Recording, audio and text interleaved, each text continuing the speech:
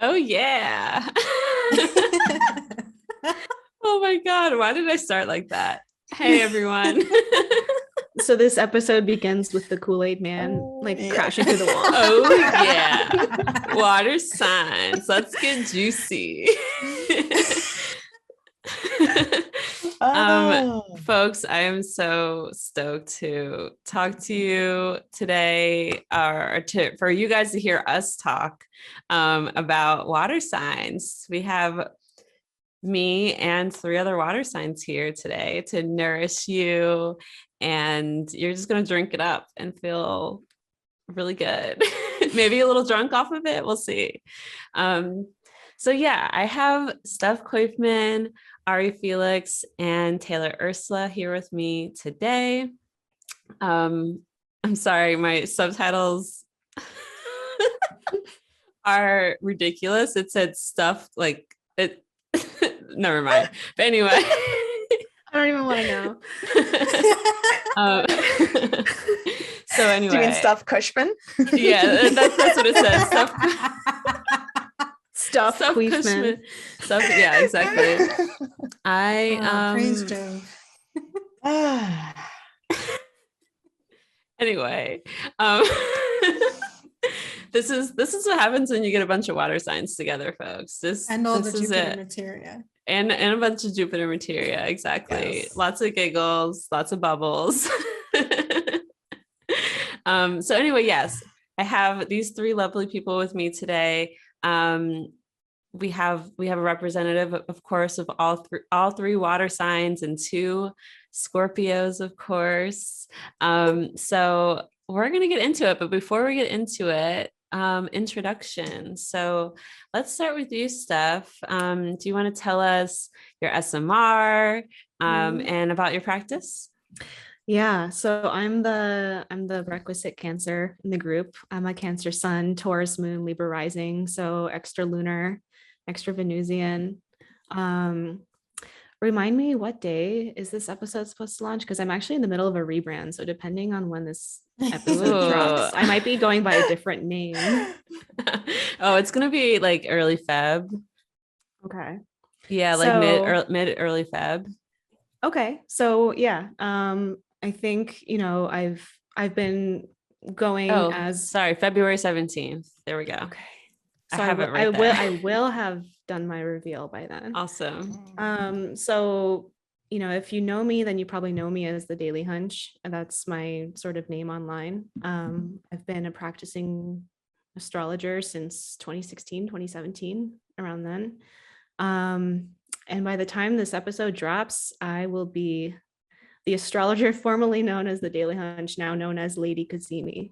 Oh my gosh, yay! Congratulations. Oh my God, because I know this has been a process of this this naming. It has. Lady Kazemi, love it. Do you want to talk a little bit about that? Why Lady Kazemi?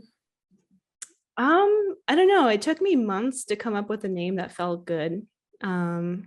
And I think I liked the way that it felt kind of like it felt like a little bit of like a pop star, rock star vibe to it, but also like the concept of Kazemi. It's just like, that is the kind of experience that I like to evoke in people. And yes, I don't know. It's one of my favorite kinds of transits too. I love that so much. I can't wait to hear what Ari has to say about that Kazemi. But yeah, I love that. So congrats on that. Thank you. And so you offer, what are your offerings? What type of offerings do you have? Oh yeah.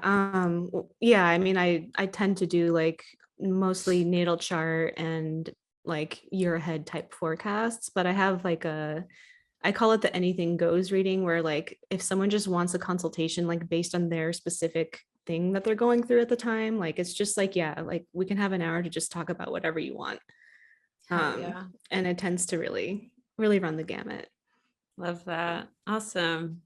Cool. Thank you. And we know each other. We knew each other in person in New York. That's how we got connected. I think it might have been through Annabelle Gatt. Yeah, I think so. Probably. Yeah. Annabelle connects a lot of people.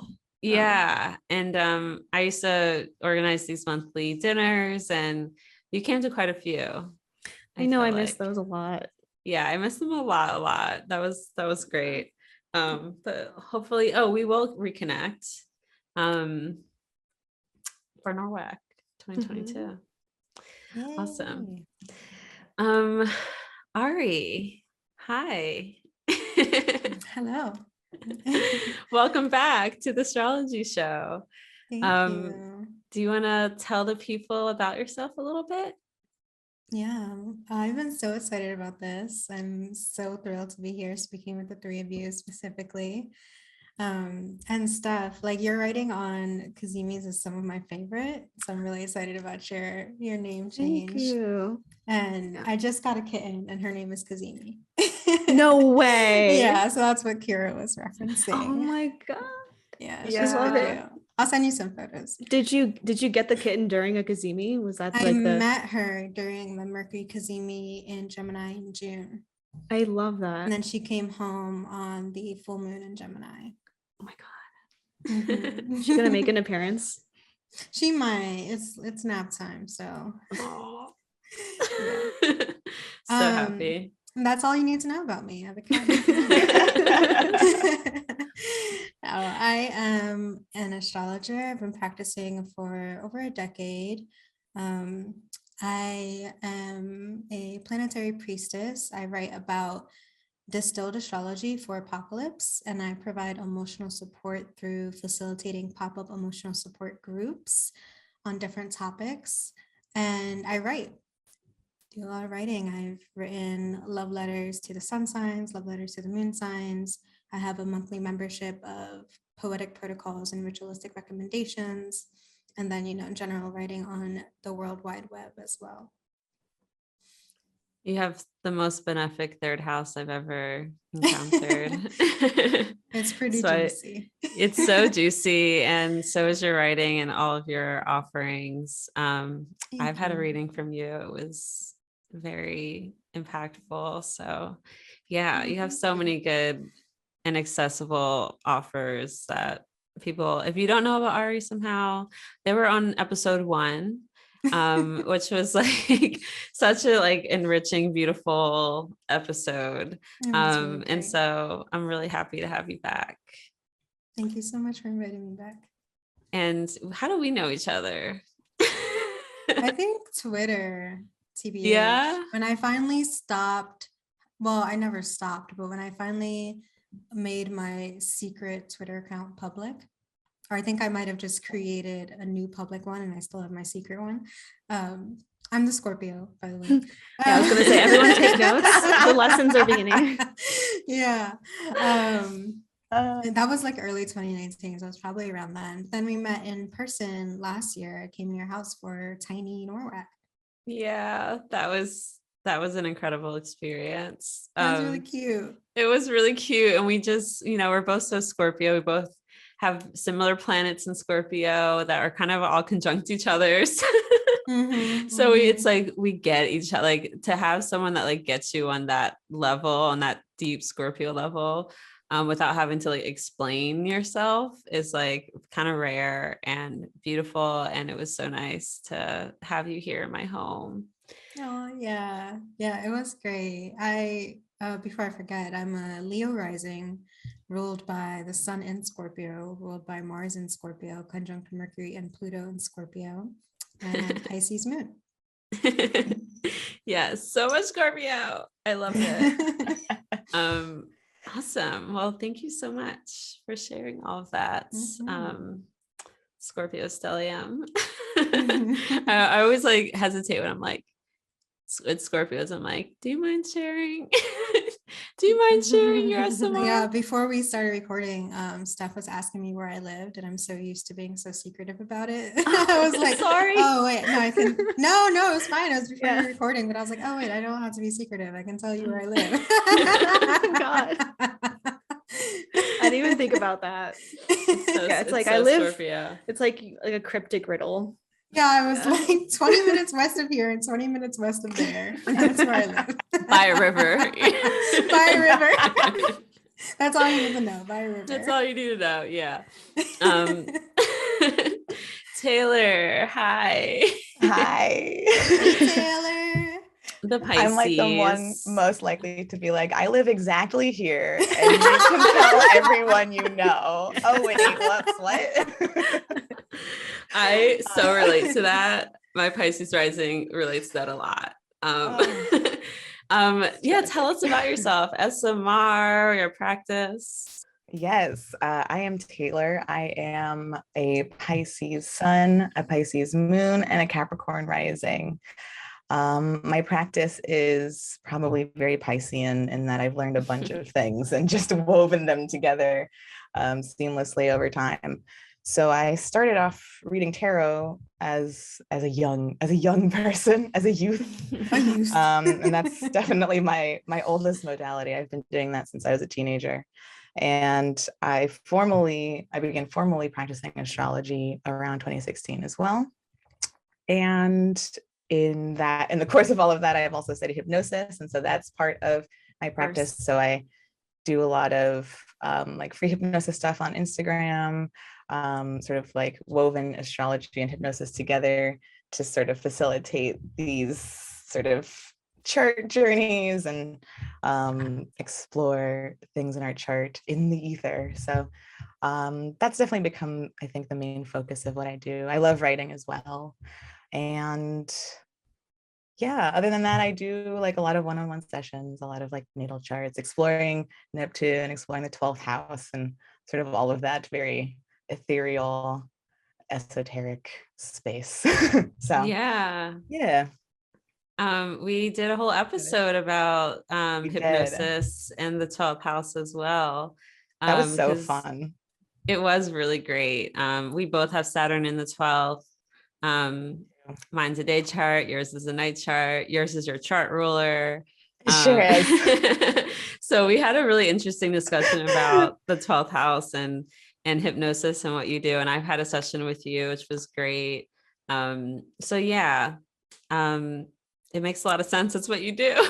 Yeah, absolutely. And really, like, the more we've talked about that space, like, people have definitely like kind of found me through that and been like, can we talk about the 12th house? Because I'm sort of scared, and I really liked what you guys said about it. So yeah, that conversation was really awesome. And I think I called my Saturn a drunk clown. Just like sort of like up in the ether, just like, this is chaos. And I'm just down here sort of like, okay, thanks for that. So I think people sort of found that helpful. Yeah, Jupiter rules Saturn. It's an interesting, and then squaring it too. So it's an interesting world in here. Yeah, you have Jupiter. Happy Jupiter return. It's been very interesting. I'm like, oh, there's the party in here. Okay. Yeah, so this is what's gonna be happening for the next few months. I'll try to make sense of it all. But that's right. You're getting so much mutable. Yeah. Joy, and love. That's my whole Pisces stellium is in there. So my combust Mercury, my poor combust Mercury, just like sort of flailing, and then my sun, and then my moon, and then Jupiter. So it's a big party in there. Wow. We'll see what happens. Wow. What? Okay. And we know each other from we know each other through Aaron. I think. Yes, Aaron. Yeah, Aaron introduced us. And then you brought me into the fold of all of your dinners. And that's how I met Steph. And I feel like just sort of being brought into your orbit, Kirah, exposed me to Ari as well. So it's very fun to be here with all of you. Because I'm like, we've just sort of like floated into orbit together, and here we are. I actually remember one of the first conversations I had with you, Taylor. I think I was confused about a Pisces, and you were like, I think it's because of this. That tracks. That sounds right. This is so great. And so yeah, you guys all kind of know each other from, I'm assuming, like just Twitter, and well, you guys, Steph and Taylor, have met in person through the dinners, but you guys are all kind of familiar with each other. Yeah, we're all in the same orbit, sort of chatting amongst each other. Yeah. Maybe like anchoring each other as this world continues to open up and floodgates. Yeah. But yeah. Okay. I mean, like, let's get into it, because I've always really excited about all of these episodes and just this whole series, but this one specifically, you know, I'm a water sign. So it's, there's, especially being, you know, a water rising, there's just something so,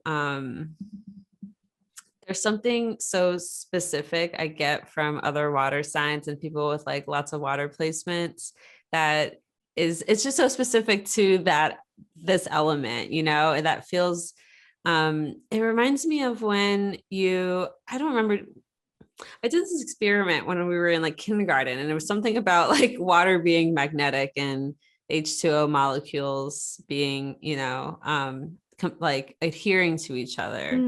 And I just remember like having water on your fingers, and if you put them close enough, you can like watch the water kind of like, you know, magnetize towards each other. And just that congealing, that combining adhesive nature to water and the element I feel that so deeply when I'm around water signs and I'm, you know, getting nourished by water signs. So I've been really excited about this because it's just something, you know, you love all the signs for different reasons, but water signs, it's like taking, you know, a warm bath, or like taking, you know, the most refreshing shower, or like, you know, being in a steam room. It's like this particular type of nourishment that I crave, especially living in dry California. So I talked about this in the air sign episode, which was how and why I'm ordering the episodes in the way I have. But, you know, you might come to this might be the first episode you hear. So I want to just kind of quickly cover it again. The reason I'm ordering the episodes in the way I have in this series, which is starting with earth signs and then going to water and then air and then fire, is because I'm modeling it off of what's referred to as the order of the cosmos, or the order of the spheres, or what are the other names for it? Like the hierarchy of the cosmos, kind of that, I guess, right? I feel like there's other names for it. I think you covered it. Okay. So yeah, which is a model based on, what is based on? Yeah, just a geocentric point of view of the universe. So what that means is when we're looking out at the universe from Earth, from, you know, geocentric just refers to Earth being at the center. We see it's kind of looking at the universe and the spheres, in particular, the spheres of the planets, in maybe like a layer or a hierarchy. And I say hierarchy because whoever it was, I'm bad with details, but whoever it was that came up with this, whichever man it was back in the day who came up with some dudes. Whoever came up with this, they were kind of basing it off of this like order of divinity, right? Like they were kind of saying, okay, it starts with the ether, which is kind of everything outside of the known universe, aka heaven, aka source, aka God, aka the void. You know, there's so many different terms for this, that what that space can represent, but ether, and that is perfect unity or oneness, and it's perfect. You know, it's the most divine that you can get.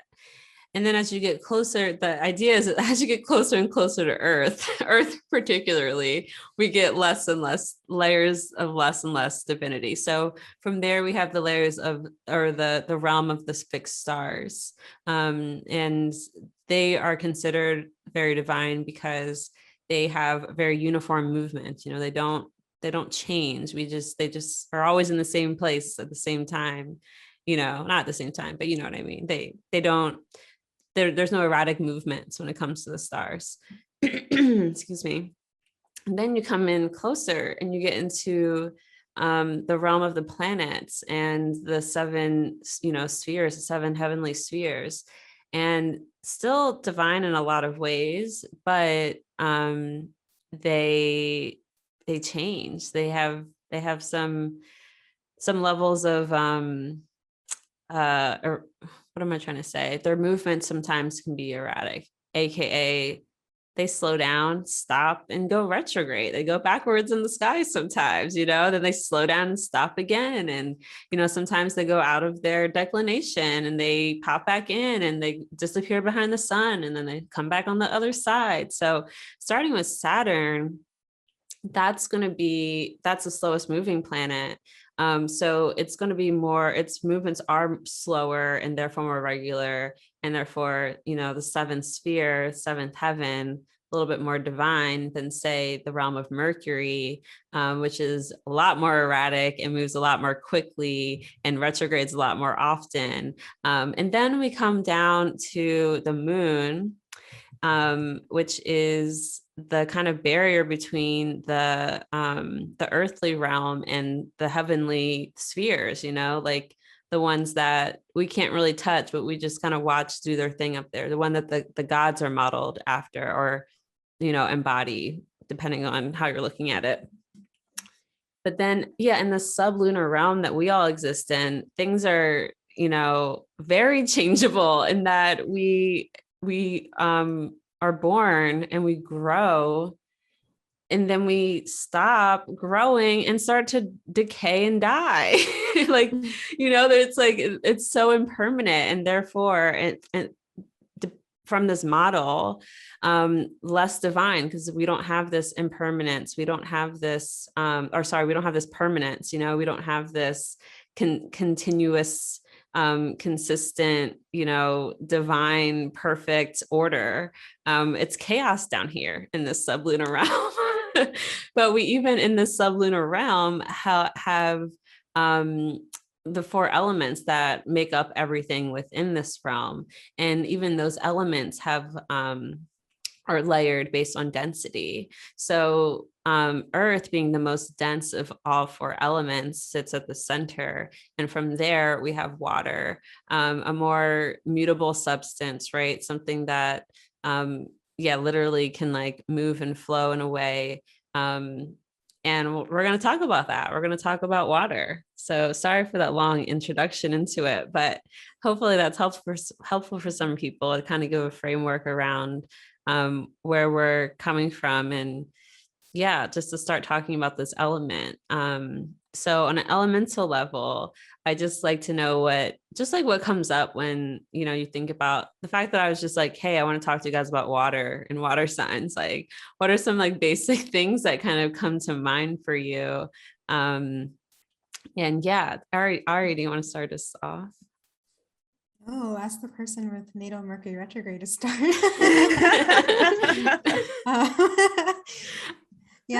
It's interesting because I'll be honest, I was so excited to have a chance to talk about Scorpio, which I feel like is one of the most underrepresented and misunderstood. Mm-hmm, I know even that sounds cliche, but I didn't think too much about the element itself. But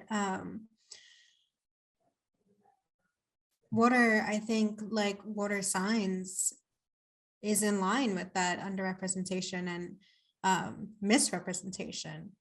Water is one of the most powerful substances on the planet, let alone the substance that makes up most of the planet. And it is one of the most unknown realms, actually the most unknown realm in this planet. We don't even know what the bottom of the ocean is.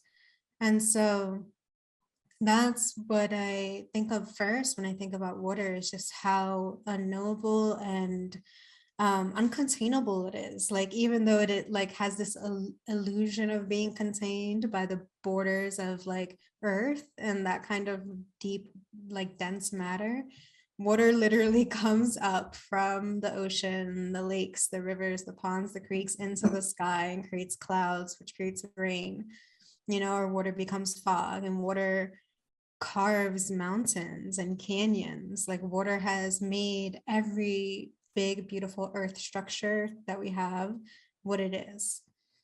And so in that way, water is this soft and overpowering, simultaneously soft and overpowering substance, which I think we hear a lot when we hear people talk about water signs. we hear about the softness, and we also hear about the like, ooh, intense, you know. And I like to think about intense as like in the present tense, like being intense as someone who's completely in the present moment, and that is intimidating and overwhelming for people who aren't. And that's like what that. water is like. It's like stepping up to the ocean. You can't be, you know, unless you're like super used to being right in front of the ocean, you can't help but to like constantly be looking at it, constantly be thinking about it. Like you can't help but to feel some degree of awe in relationship to it. And yeah, that's where I like to start when thinking about water. It's just like it's the immensity of it and the power of it, and the way that it, I think, unlike the other elements, doesn't need to do anything or feel the need to do anything to prove. You know, we're literally made up mostly of water. Like water is just like, I know I'm here, you know, like you're late if you're just realizing this, you know. And all its movements are so effortless, you know, like the rivers and the creeks and the streams, like even the stillness of a lake. Like there's this effortlessness to which water carries its weight, and water is actually like very heavy, you know, which makes me think about Saturn's association with water in ancient texts. Like it's very, very heavy, but it looks like the lightest thing. So that's where I'd start. Beautiful. Yes. Yeah, the word vast kept coming to me as we were talking about water and like the ocean. And just like, yeah, awe was such a good word too that you use. Like you can't help but be in awe of the power, that's like the pure raw power and strength in water, and the fact that it can just permeate anything and everything, in a way that's so like inconspicuous too, like just like it'll slowly erode through anything, you know, over time. And it has that patience too to do so. It's like um unstoppable. yeah, Like you can make a dam, and even those need so much maintenance, which is why they're like a big expensive chunk of state budgets, because they require so much maintenance to try to stop the water. Like it's like literally unstoppable. Yeah. Taylor, thoughts on water? I was like, please don't ask me to follow Ari. That was devastatingly beautiful. And Thank you. like, what am I supposed to add to that? Ari, you were like, that's where I would start. And I was like, okay. That felt very all-encompassing. Hey, That was you're both have beautiful benefic third houses, so I know. And Pisces moons.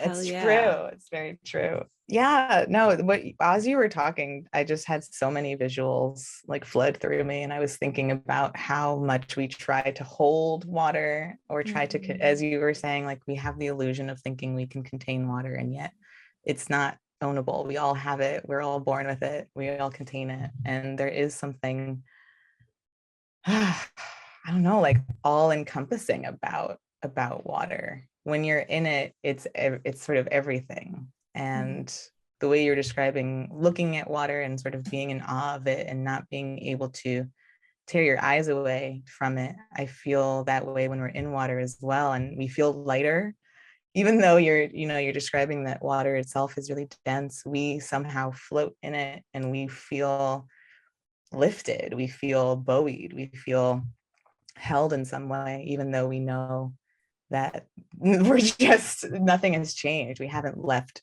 really like the universe or the orbit or anything.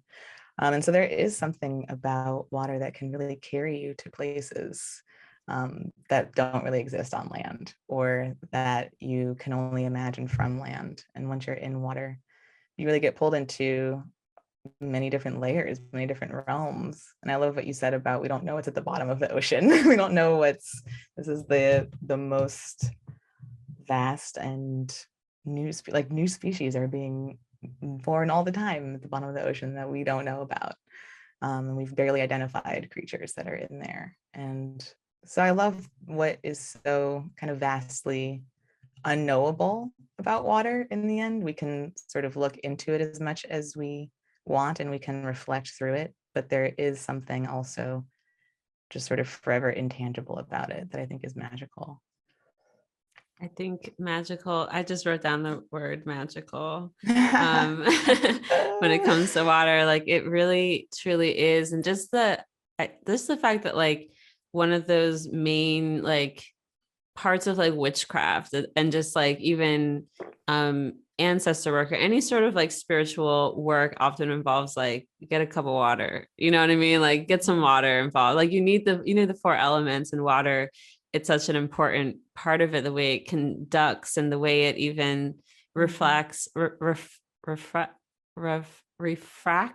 oh God, Mercury is stationing, refracts light, and how magical and beautiful that can look, you know, and like you're just looking at even a puddle and like light bounces off of it in the right way. And it just, again, like you said, water has this ability to just transport you into other worlds, but whether you're floating on water, whether you're underneath the water, or even if you're just like in a tub or in the shower, like tripping in the shower is like the best thing for you, I think. This is not medical advice. No, when you were talking earlier, I was thinking like that's where, you know, my third house Pisces stellium, I'm like the shower or the tub is where like the bulk of my ideas come from. Like the second I get into the shower, I'm like, oh my God, everything is like merging, and I have to go tell those 5 people that I was talking to everything that just like connected here in this 20-minute shower where I'm washing my hair. So yeah, so important. Yeah, it's exactly. like it opens you, right? It's like it's yeah, it opens you up. So yeah, Stuff. Good stuff. Yeah. Did anybody used to pretend to be mermaids in the pool? Oh, yes. Sure. When you were kids? Yeah. Definitely. Pool, tub, bed. Yeah. Well, I'm kind of laughing thinking about what Ari said about how like, you know, like the bottom of the ocean is the least known.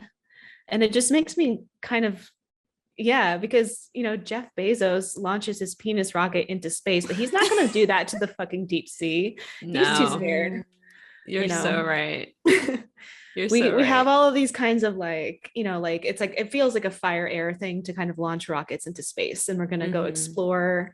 We're going to explore space, but we're not going to explore the sea. Yeah. The sea is too like murky and strange and dark and just kind of primal. Primordial. Yeah. That's what you made me think of. Yeah, when you said the ships versus the ocean, it's like we're looking to the future when we won't look at where we came from, or like the origin. Like we literally don't want to where know, we came from. Like we don't want to look back. We have no interest. We're just like the unknown, even though that is also unknown. So yeah, absolutely. But yeah, when I think of water, I think of like like you said, Kirah, the connective quality about how like, you know, you can take separate ingredients and put it into a soup or in a stew, and suddenly it's all just kind of part of the same sort of thing.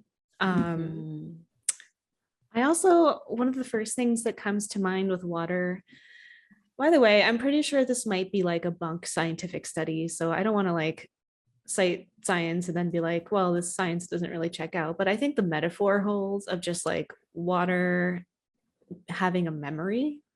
I don't know if you've heard this before, just this idea that like water can have things added to it, and then if it's like distilled and like returned back to its original like the original kind of chemical composition, it still somehow retains a memory of everything it interacted with. So I don't know if that's actually true, but I think on a metaphorical level, I think of water, the element water, the astrological you know, the astrological qualities as water has a long memory to me.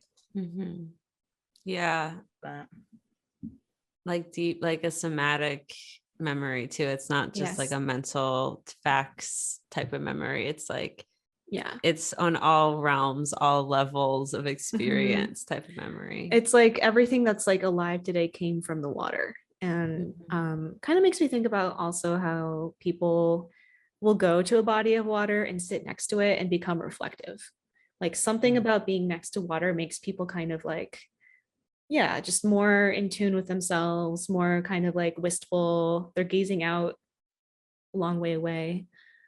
Like you go to a river or the ocean to like be with your feelings in a way. Yeah.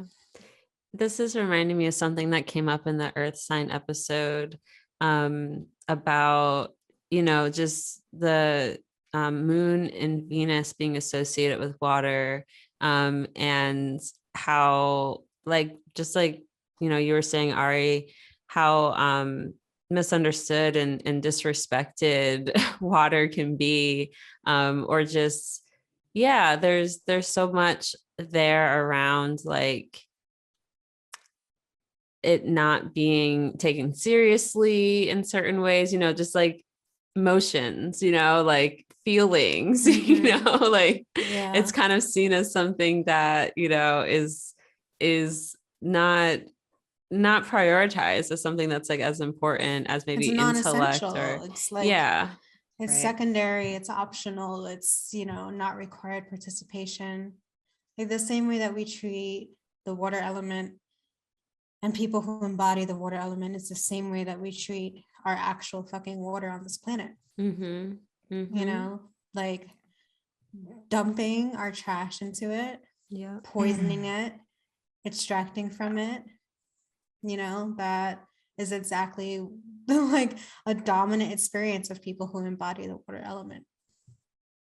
Again, where we came from, it's just like another element of just that disrespect of that. Yeah, literally. And where you we came say from. like where we came from. I know you're talking about evolution, but it also makes me think about the Thema Mundi and how it starts with Cancer. Yes, flooding of the Nile.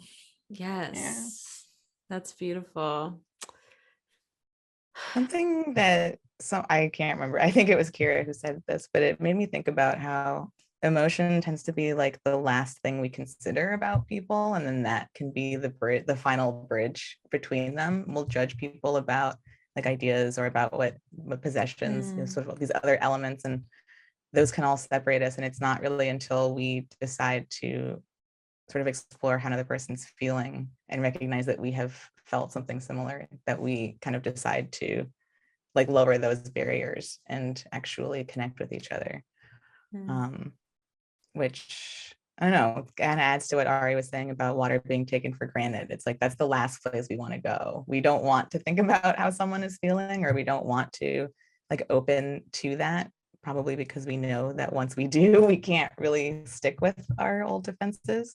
And so there is this like suppression of that element. And really it's the thing that, Steph said too, like it connects us. Like it is the thing that connects us is emotion and feeling. We all know what it is to feel hurt or to feel abandoned or to feel tired or to feel these things. These are like the things that we share, that we're discouraged from bonding over or making anything out of. It's like something we're supposed to be able to do without. And the reality is that we can't. We're not well-rounded people until we embrace that as well. And so much like begins and is initiated from emotion, like from an emotion, from a feeling, from a reaction, like that sort of just chemical like reaction that happens within our body. That's what starts wars. That's what, makes babies, like so many things, like everything really comes from that. Yeah, you can say there's logic and rationality, sure, but like what is the core? What does it spring from? Right? It's like it's from a feeling. It's from our feelings, because we are watery, feelingy, mushy gushy, pink and on the inside, just like beings. For better or for worse, here we are. For better or for worse, yeah. That makes me think about again the illusion of containment. Like even with storytelling, or as we like to call it in modern times, marketing. Like all of that is driven on understanding emotions, but under the guise of not being related to emotions at all, for the most part. You know, some commercials be getting really extra. They're like, yeah, we're gonna play this emotion shit up, you know? But it's so, it is literally the root of everything. How we market, like even storytelling itself is the use of the other elements, earth, air, and fire, to tell a story about water. Everything is a story about water. Same thing with marketing, right? We use earth, air, and fire to tell a story about why you want to experience this, which makes me think of this John Keats quote that I'm totally going to butcher. And I also don't know if it's really what he said or just from the movie about his life. But anyway, he said something, or his character in Bright Star said something like, you know, the point of jumping into a lake is not to consider the concept of a lake, but to experience the lake itself, to luxuriate in it. You know, and that's water is, again, back to that complete immersion and presence. And, you know, I think that is a big part of people's terror of water, you know, or people who embody water, is that complete immersion that's required for you to enjoy the benefits. Hell yeah. Well, awesome. With that keeps bringing me back to the Thema Mundi and the Cancer rising. And I want to start with cardinal water. I want to begin with the cardinal signs. Let's get into it. Let's dive into it. Steph, what do you... I just have to get this off my chest. When you were talking before, I thought of that time Austin Kopic said all God's creatures are juicy. I was oh my God. Yeah, well, yeah, I mean, Cancer, I would love to hear how you conceptualize Cancer, your sun sign. It's kind of funny because for myself, sometimes when I'm talking to people who don't know much about astrology, like usually like men I met off of Hinge, and they're like, so what does it mean that you're a Cancer? Oh my God, that question, the bane of my existence. What does that mean? I know. And it's just like, I think when I was younger, I had like more ready answers. And like the older I get, the more I'm just like, I don't really know. Yeah. But like, I do. Cancer, it could be, yeah, it's so different for everyone. But it's like, I feel like I'm supposed to say that it makes me caring and nurturing. And like, sure, it does. But I don't feel satisfied by that answer. And it doesn't feel satisfying for me or for, I guess, a lot of like the real people that I've met with Cancer placements. But yeah, I mean, to go back to the Thema Mundi thing, for those listening who don't know what we're talking about. So the Thema Mundi is a theoretical birth chart of the universe. And it was used by ancient astrologers to kind of develop the whole sort of framework for things like, you know, essential dignity and like where planets joy. And basically just kind of this theoretical birth chart of the universe created a lot of the strictures and sort of like, I guess, conceptual ideas about like how planets perform in different signs in different parts of the sky. And so the rising sign of the Thema Mundi is Cancer. And this was because Cancer season was when the Nile would flood in Egypt. And so this was considered like, you know, the flooding of the Nile was this huge event where it would leave fertile soil in its wake. And so this was kind of thought of as like the beginning of life, like the initiation of all life. And so Cancer is a cardinal sign. Cancer is an initiator. And a lot of people, oh, there you go. Nice little visual. Yes. I was like trying to find it. Yes. Oh, awesome. There she is. Yeah.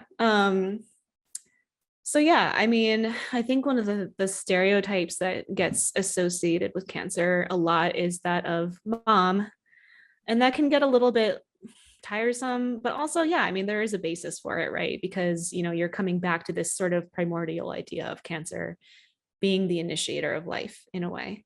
And I think that, you know, if you're someone with Cancer placements and you just don't relate to this idea of being nurturing, of like liking children, and like, you know, not everyone with Cancer placements wants to be a mom or can be a mom, or like, you know, but I think there is something about kind of being initiated into an emotional experience that leaves fertile soil in its wake. So sometimes you think about, you know, if I would liken Cancer to anything, it could be like the force that initiates a wave. And maybe the tidal waters, where water is constantly ebbing in and out, because that's kind of influenced by the moon, which is Cancer's ruling planet. But yeah, I think there's something about the experience of a Cancer transit as being kind of initiated or plunged into some sort of an emotional experience that then like allows you to I guess grow something new within yourself. I also think that Cancer has a lot to do with containing memories, like with what I mentioned with water. But I think my experience of being a Cancer sun is that I just remember everything. And I don't know if you all agree, if that's like something that we all have in common, but I don't know. It's just like, I had to like kind of realize as I got older that it's just not something that's true for a lot of people. Like I talked, oh, hi, kitty. So cute. Oh, my God. Yeah. Yeah, that a lot of people, like I'll talk to people and I'm just like, oh, like I remember this one thing that like happened in middle school. They're like, I don't know how you remember that. I like blacked out like my entire childhood. But yeah, I don't know. I think I seem to have a memory of being a baby, and I don't know if that's real, but I remember it like deeply in my bones. Like it's just like this, it's this like purely innocent, like sunny emotional quality that I don't think I am capable of having as an adult. Like there is just something so kind of like eternal sunshine and spotless mind about it. Like, yeah. Cancer. Everyone says Cancer is all about crying a lot. And I also find that a little bit and I'm like, Pisces are the criers. I will take that. Thank you. You hand that over here to me. Yeah. I would say that Cancer is about like, you know, being brave enough to cry for sure. I guess like I should own this because, you know, my friends tell me this. But they always tell me that like they think I'm very brave around my feelings and just like telling people how I feel. Thank you. Yeah, you are.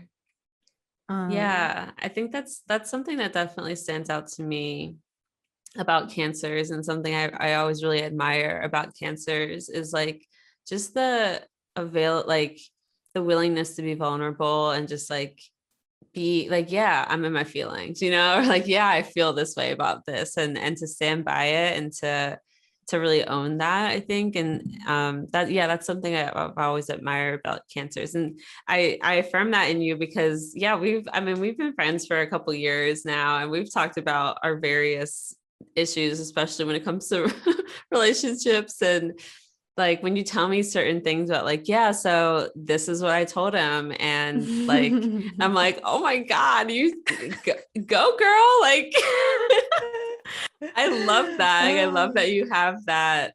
That's that ability to just like say what you mean. And I think I would definitely call it brave. Thank you so much. Yeah. Yeah, and like there's just like this kind of perception of Cancer as being kind of like a little like soft, sensitive little crybaby. But I want to challenge this idea that like sensitive is somehow weak, and also that Cancers are always soft. Because I think that, you know, it's like kind of what we were saying before about water being both soft and terrifying at the same time. I think Cancers that's like my hot take. I think Cancer is one of the most terrifying signs, like low-key.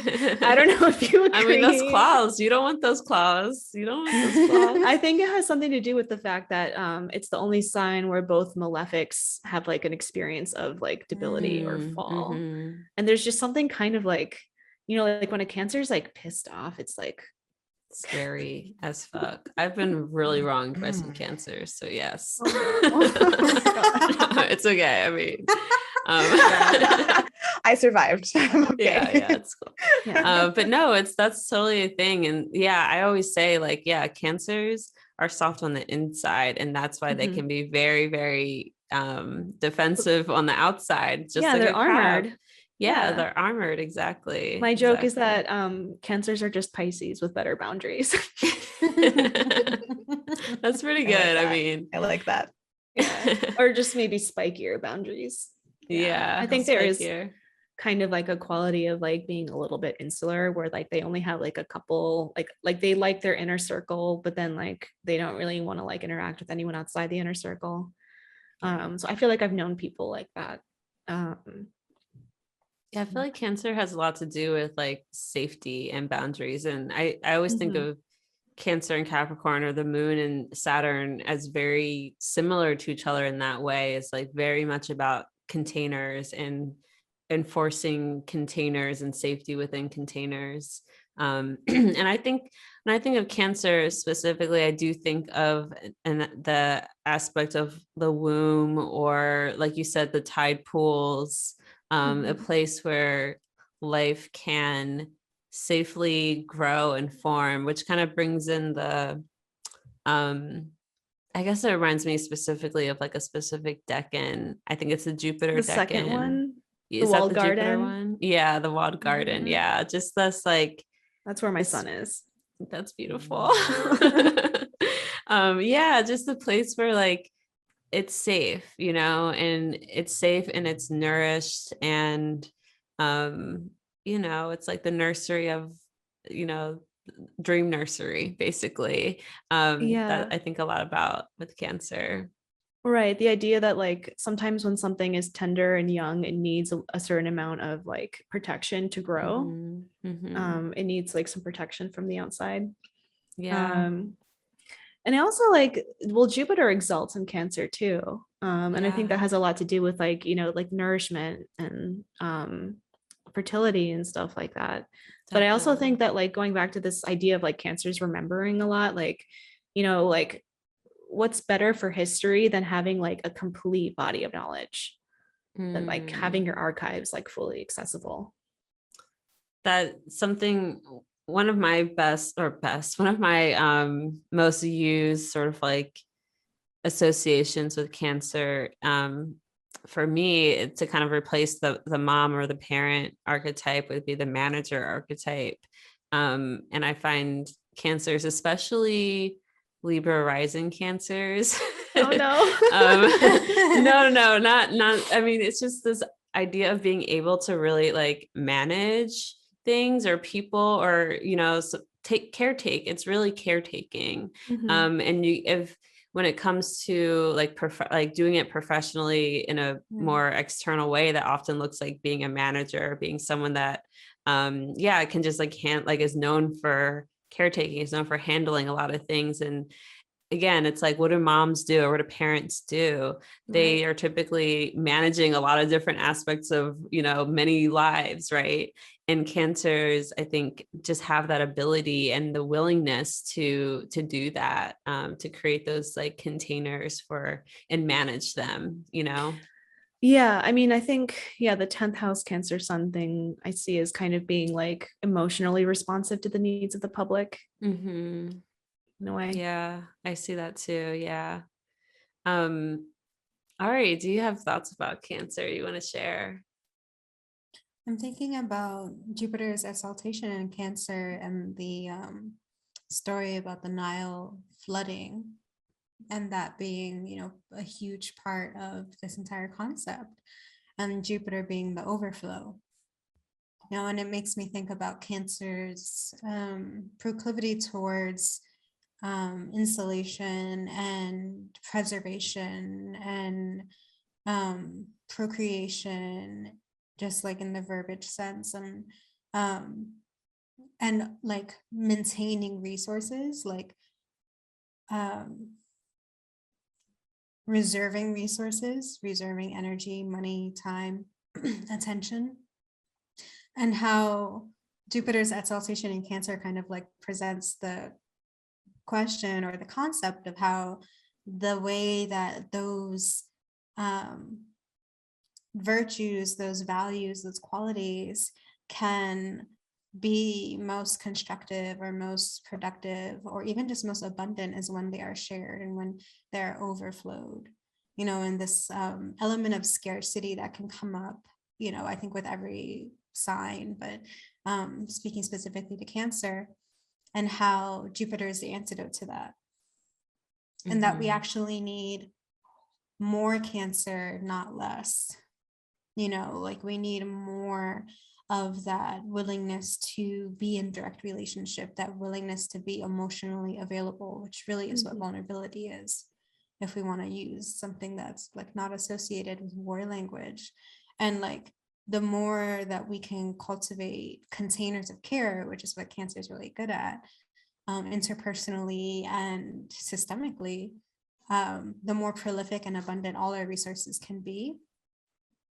And how Cancer is so protective. I think that's one of the qualities that I find most consistent with Cancer, in a way that it's like, it's a primordial protectiveness, which is so underestimated and, can absolutely be misdirected in just the direction of being protective of the ego and protective of the self and protective of one's own only. But actually is, like Steph was saying, so crucial to making the room for things to grow and making the room for things to thrive. Like you have to be willing to protect. And so it makes me think about Cancer's associations with nationalism and patriotism and those kinds of things, where it's like, this is the land and this is my stance of protection with the land or with my people. And in the US is Cancer stellium. Oh yes. Yeah. And that. But yeah, exactly. We see how that can be like overdone, right? But that makes me think about, not to get on a tangent, but that real quick, that just makes me think about, Mars being in detriment or in fall in Cancer, and that's kind of like a way to do Cancer that can be harmful. So yeah, and I think I'm thinking specifically of like the one Cancer friend I have. I don't have a lot of water signs in my life, which is part of why I'm excited to spend tonight with y'all. But she's like so protective and defensive, not just of herself, but of me and of those that she loves. And I think that's an experience that not everyone has. Not everyone experiences someone really being willing to 100% have their back, no matter what. You want to say something to me? She's a Taurus, so not this episode, babe. But yeah, I'll stop there. Beautiful. Thank you for that. Yeah, the protective quality is definitely a huge part. And I think you see that a lot with Mars and Cancer too, to the extent where it's like you're ready to fight, you're ready to fight to protect what you care for, and what which can be a really necessary quality in a lot of areas of life, in a lot of fields too. Survival, Taylor, like fighting for survival. Yeah. Yes, exactly. That's a big part. That's a big one. Yeah, Taylor, do you have thoughts about Cancer you want to share? I've really been thinking about what Steph kind of started off by saying, which is sort of the stereotype that we carry about Cancer, supposing to be super nurturing and like motherly. And I feel like I think a lot about how we nurture each other and sort of this larger existential like mom wound that we kind of culturally carry. And I think all of us do. Like that's kind of life. Like life is scary and unpredictable, and there's been so much devastation regarding loss of mothers for children in various ways, and even childbirth itself being like a very risky and terrifying event in which like a mother may trade their life for a child. And so I think this idea of motherhood is, and maybe I'm going to end up going down like a motherhood tangent, but I think a lot about what nurturing looks like when we care for each other, and how many of us are maybe kind of making up for some initial mother wound and carrying expectations about how we're supposed to be nurtured or what it's supposed to look like and who's supposed to be doing it. And you brought me here, you owe me, or and that may be some of the Cancer expectations too, like, well, I spent this time not needing to tell you what I needed and everything worked out. And so what happened? What happened when I came out here? And so thinking about that, and I really loved the visual, Steph, of like the flood coming in and leaving all this fertile soil. And so I love thinking about Cancer as not needing to be a traditional mother or desire like coddling something small and helpless, but really just recognizing where there is a thirst and facilitating that for someone else, and maybe not being the person who does that, signs up to do that for you forever. It's not supposed to be sort of like a bound contract in that sense, but it is opening up potential and possibility for other people, I think. And if we can recognize where we're interdependent rather than like codependent, or needing one thing to provide for us consistently, I think we can recognize where there's sort of theoretical fertility everywhere, and we can sort of do that for each other. Or I don't know. I don't know. Like, where did I sort of floated down the river there? But yeah, Steph, what you were saying really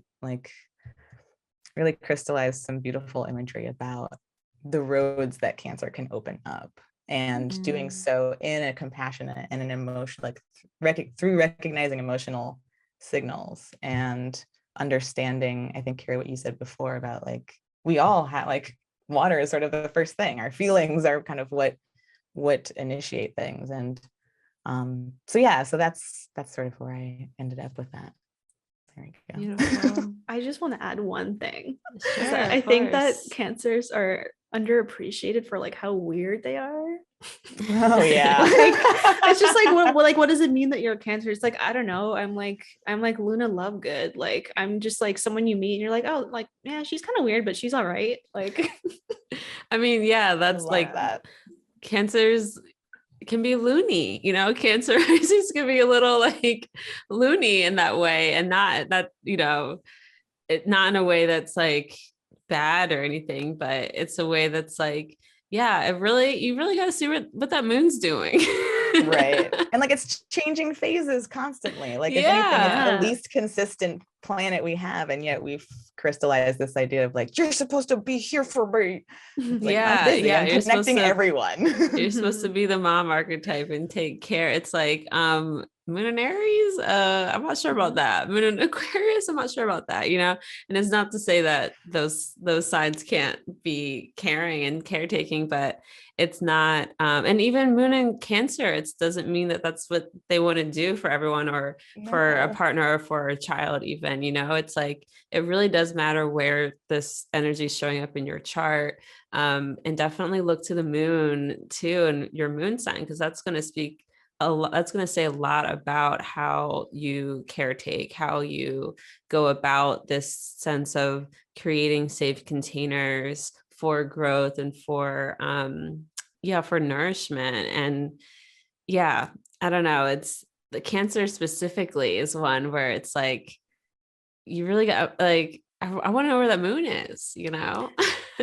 I feel like maybe the moon isn't always nurturing, but it's always responsive in some way. And so it's kind of the way that, like, if you have a baby or a pet, like, you're responding to their needs, you're kind of intuiting what they want from you. It's kind of what you said, Taylor, about how like, oh, like, I didn't have to tell you what I wanted, you just knew.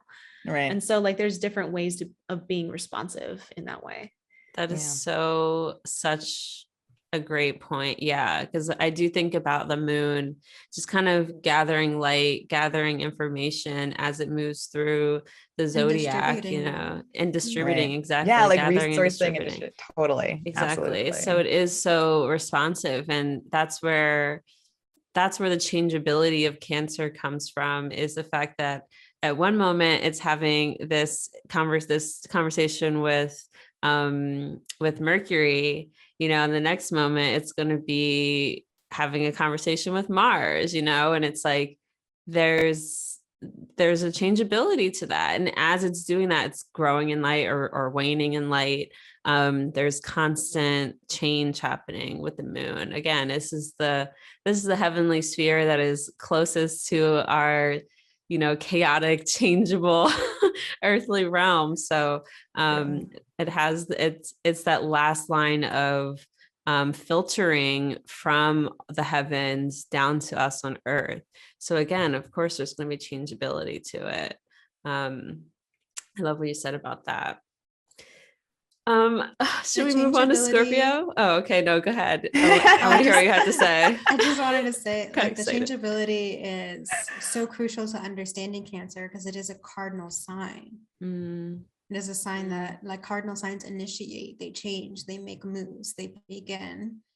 And I think there's like some weird kind of projection of stasis onto Cancer because of our projections about what it means to be in a responsive or a responsible role in your life. It means that you can't do anything, like you just have to do that, what we've projected onto parents and caretakers. But Cancer is cardinal, it's changeable. And I would prompt people, like, if you really want to understand Cancer, like, dig really deep into the significations of the moon, especially ancient ones. Like, the moon does a lot, like Cancer does a lot, being ruled by the moon. It is the other light, it's the sun and the moon. It's one of the two main luminaries. So exactly, it's huge. Should we talk about where the moon doesn't like to go? Scorpio, nemesis. Moon's least favorite sign. No, Scorpio. Let's talk about us. I know it looks like I turned my light off in preparation for this, but I was just gonna say that's just coincidence. Ari, you want to kick it off and talk a little bit about Scorpios? Yeah, let's do it. I'm really excited that there's two of us on here, because two Scorpios, you and I, because I feel like I said at the beginning, like, Scorpio gets so little adequate and accurate attention, really. And there's like, Scorpio's like, charged with resentment, but actually I feel like a lot of people have resentment about Scorpio energy, which is a very different thing. And so I'm excited to get into it. Scorpio is ruled by Mars. Like, the first easy phrase that comes to mind is the underwater warrior, or like if you watch Avatar, waterbenders. This requires strategy, it requires poise, it requires precision, it requires instinct, it requires again, that presence, like that intensity, being fully in the moment. You can't do battle without that. And you can't win without doing all the underground, behind the scenes work that's necessary to strategically design your outcome. And so strategically designing outcomes and executing on those designs, I think, is one of my favorite things about Scorpio, as being a sign that's ruled by Mars. Not only ruled by Mars, but like Mars is happy there. It's Mars' nocturnal home, and Mars is a nocturnal planet, ideally, so it can like function with the least giving other people rug burn. And so I really appreciate that about Scorpio. Like, I appreciate the ability to do, I think, all the signs do a lot in their own way, and the water signs definitely do a lot by virtue of being ruled by planets that do a lot, the moon, Mars, and Jupiter. And so Scorpio's fits water, that's what makes it distinct. One of the things that makes it distinct from the other two water signs. And, we get all that like swamp ass association. And, maybe not the ass part, but I always like, that's basically what you're saying. And just like this stagnancy thing. But something I read about Wetlands and Marshes in Braiding Sweetgrass by Robin Wall Kimmerer made me a little less salty about those associations, because wetlands and marshes are somebody who's like actually a biologist or something is like, that's redundant. Wetlands and marshes are the same thing. I don't know. So I'm saying but they are one of the most crucial ecosystems on the planet. Yes. There is so much life that happens in wetlands and marshes. You know, everyone's like, oh, cute dragonfly. You know where that came from? A fucking swamp. You know, like all these like weird, beautiful creatures and all this weird, beautiful life comes from swamps like and marshes. Like Shrek. Exactly. Like Scorpio King Shrek. Like Shrek. Long live Shrek. Awesome. I'm not confirming or denying that association. I do not claim Shrek. I do not approve this message. But yeah, and so there's a dynamism as there is to the Mars signs in general, you know, and to Mars itself. But there's a dynamism with Scorpio, but Scorpio being nocturnal, being fixed, can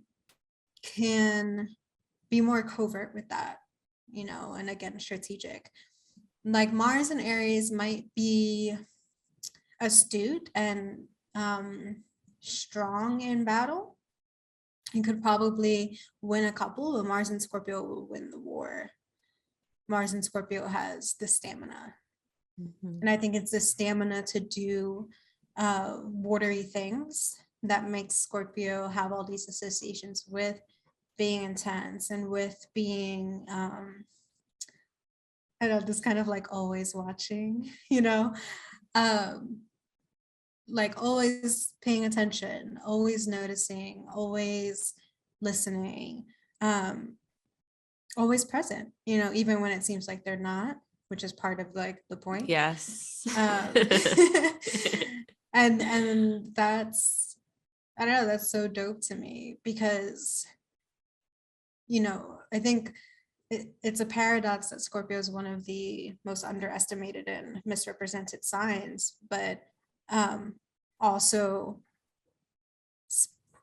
specifically and purposefully allows themselves to be underestimated and allows themselves to be misrepresented. Yep. Because you know, to have like a mask or a distraction is to have a cover, and you can do the real work with less sabotage from you know, other forces and less interference. But that fittedness of water, you know, Scorpio can sustain.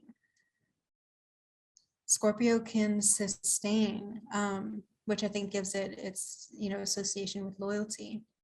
Like Scorpio can sustain. And I think that this is another way where water is in general misunderstood in terms of like water flows and water goes and water does this and that.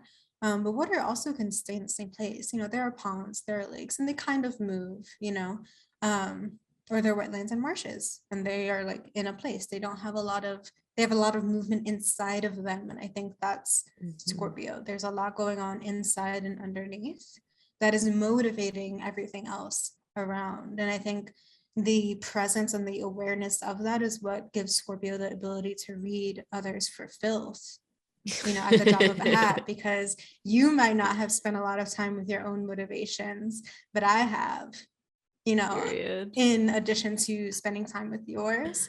And that's the kind of data you need. That's the kind of intel you need to win a war. Like, you know, what are your enemies, weaknesses, and et cetera, et cetera. And I keep using this war terminology because of Mars, but it goes back to that survival thing, you know, and it could be anything, you know, what do I need to know how to like create the enterprise that I want to? What do I need to know how to like create the relationship that I want? You know, like I think a lot of the resentment that gets projected onto Scorpio is because Scorpio more often than not is capable of actualizing what it is that they want because they have the stamina to pursue their desires. That part. You know, they're not interested in whims and they're not interested in short-term goals, and they're not interested in what's cute. You know, they're interested in desire being a reality, like the immersion in the lake, the experience of desire. Yeah. What do you think? What kept coming up for me as you were talking and saying these like amazing, so real things about Scorpios is that I feel like I oftentimes experience a lot of fear when talking about Scorpio, because it is that, like, exactly what you said. It's like, do I want you to know all of this? Do I want you to know how I've been This moving is through all this false world? information that we've given you guys. It's not really I was never Scorpio. here. but at the same time, there is, I think, a part of Scorpio, this deep yearning to be seen and understood and known, you know, in a way. But at the same time, it's like, what are you going to do with that information? Can I trust you with that information? Because I think it's so inherent in us to just want to know what's beneath the surface. Like, Scorpios just don't really have much. The only reason we care about what's on the surface because it's giving us more information about what's underneath, you know? And so we're automatically going to be, you know, looking at people and life and situations that way. And it's like, when people ask that question, like, so what does it mean that you're a Scorpio? I just freeze. Because I'm like, let's talk about you. You know, like, you know, you can ask me questions or whatever, but to tell you that to be a Scorpio means I am penetrating your entire soul, you know, like, I don't know if you actually want to know, you know? But yeah, I mean, I think penetration is like one of my top Scorpio words for sure. Because it goes down to the Mars factor of, like, you know, cutting things open and getting into the good, you know, like getting down deep, you know. And deep is just another like really big Scorpio word for me, even though it's pretty general. It's just the well imagery always comes up. Way to escape it. Like, there's no way to escape that Scorpio is deep. Like, it's hard to find deep other and words intense for it. Yeah, it's hard. It really is hard to find other words for it. But like what you're saying makes me think about how most of our experience of being Scorpios is so deeply shaped because we are responsive by other people's discomfort with it. Like, we internalize that discomfort from an early age, because like from the beginning we are processing other people's reactions to us, being in the present moment, being intense, noticing, you know, people feel like they're being watched. And I'm like, I'm sorry if you don't have the fucking integrity to like withstand being observed. Like, that's your own problem. But as kids, we don't have that concept, you know, so we're just like, ooh, I'm weird, you know, so we learn to pretend to look away. And I think that's part of the strategy of survival. And what you said made me think of like that fear, you know, which is also Martian. I think both of the malefics have their realm of fear, have their like stake in fear, is so much about the fact that Scorpio really truly is so deeply tender.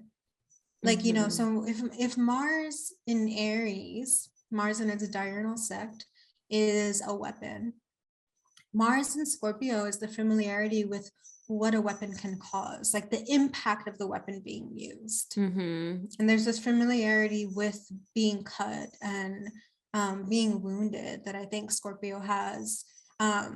You know, I'm not going to say like, oh, Scorpios get hurt more than other people, but there's a retaining around it because of the fixed border.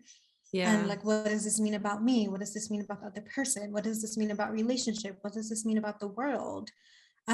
Because the emotional realm, the water realm, is our main focus. You know, and it's our main point.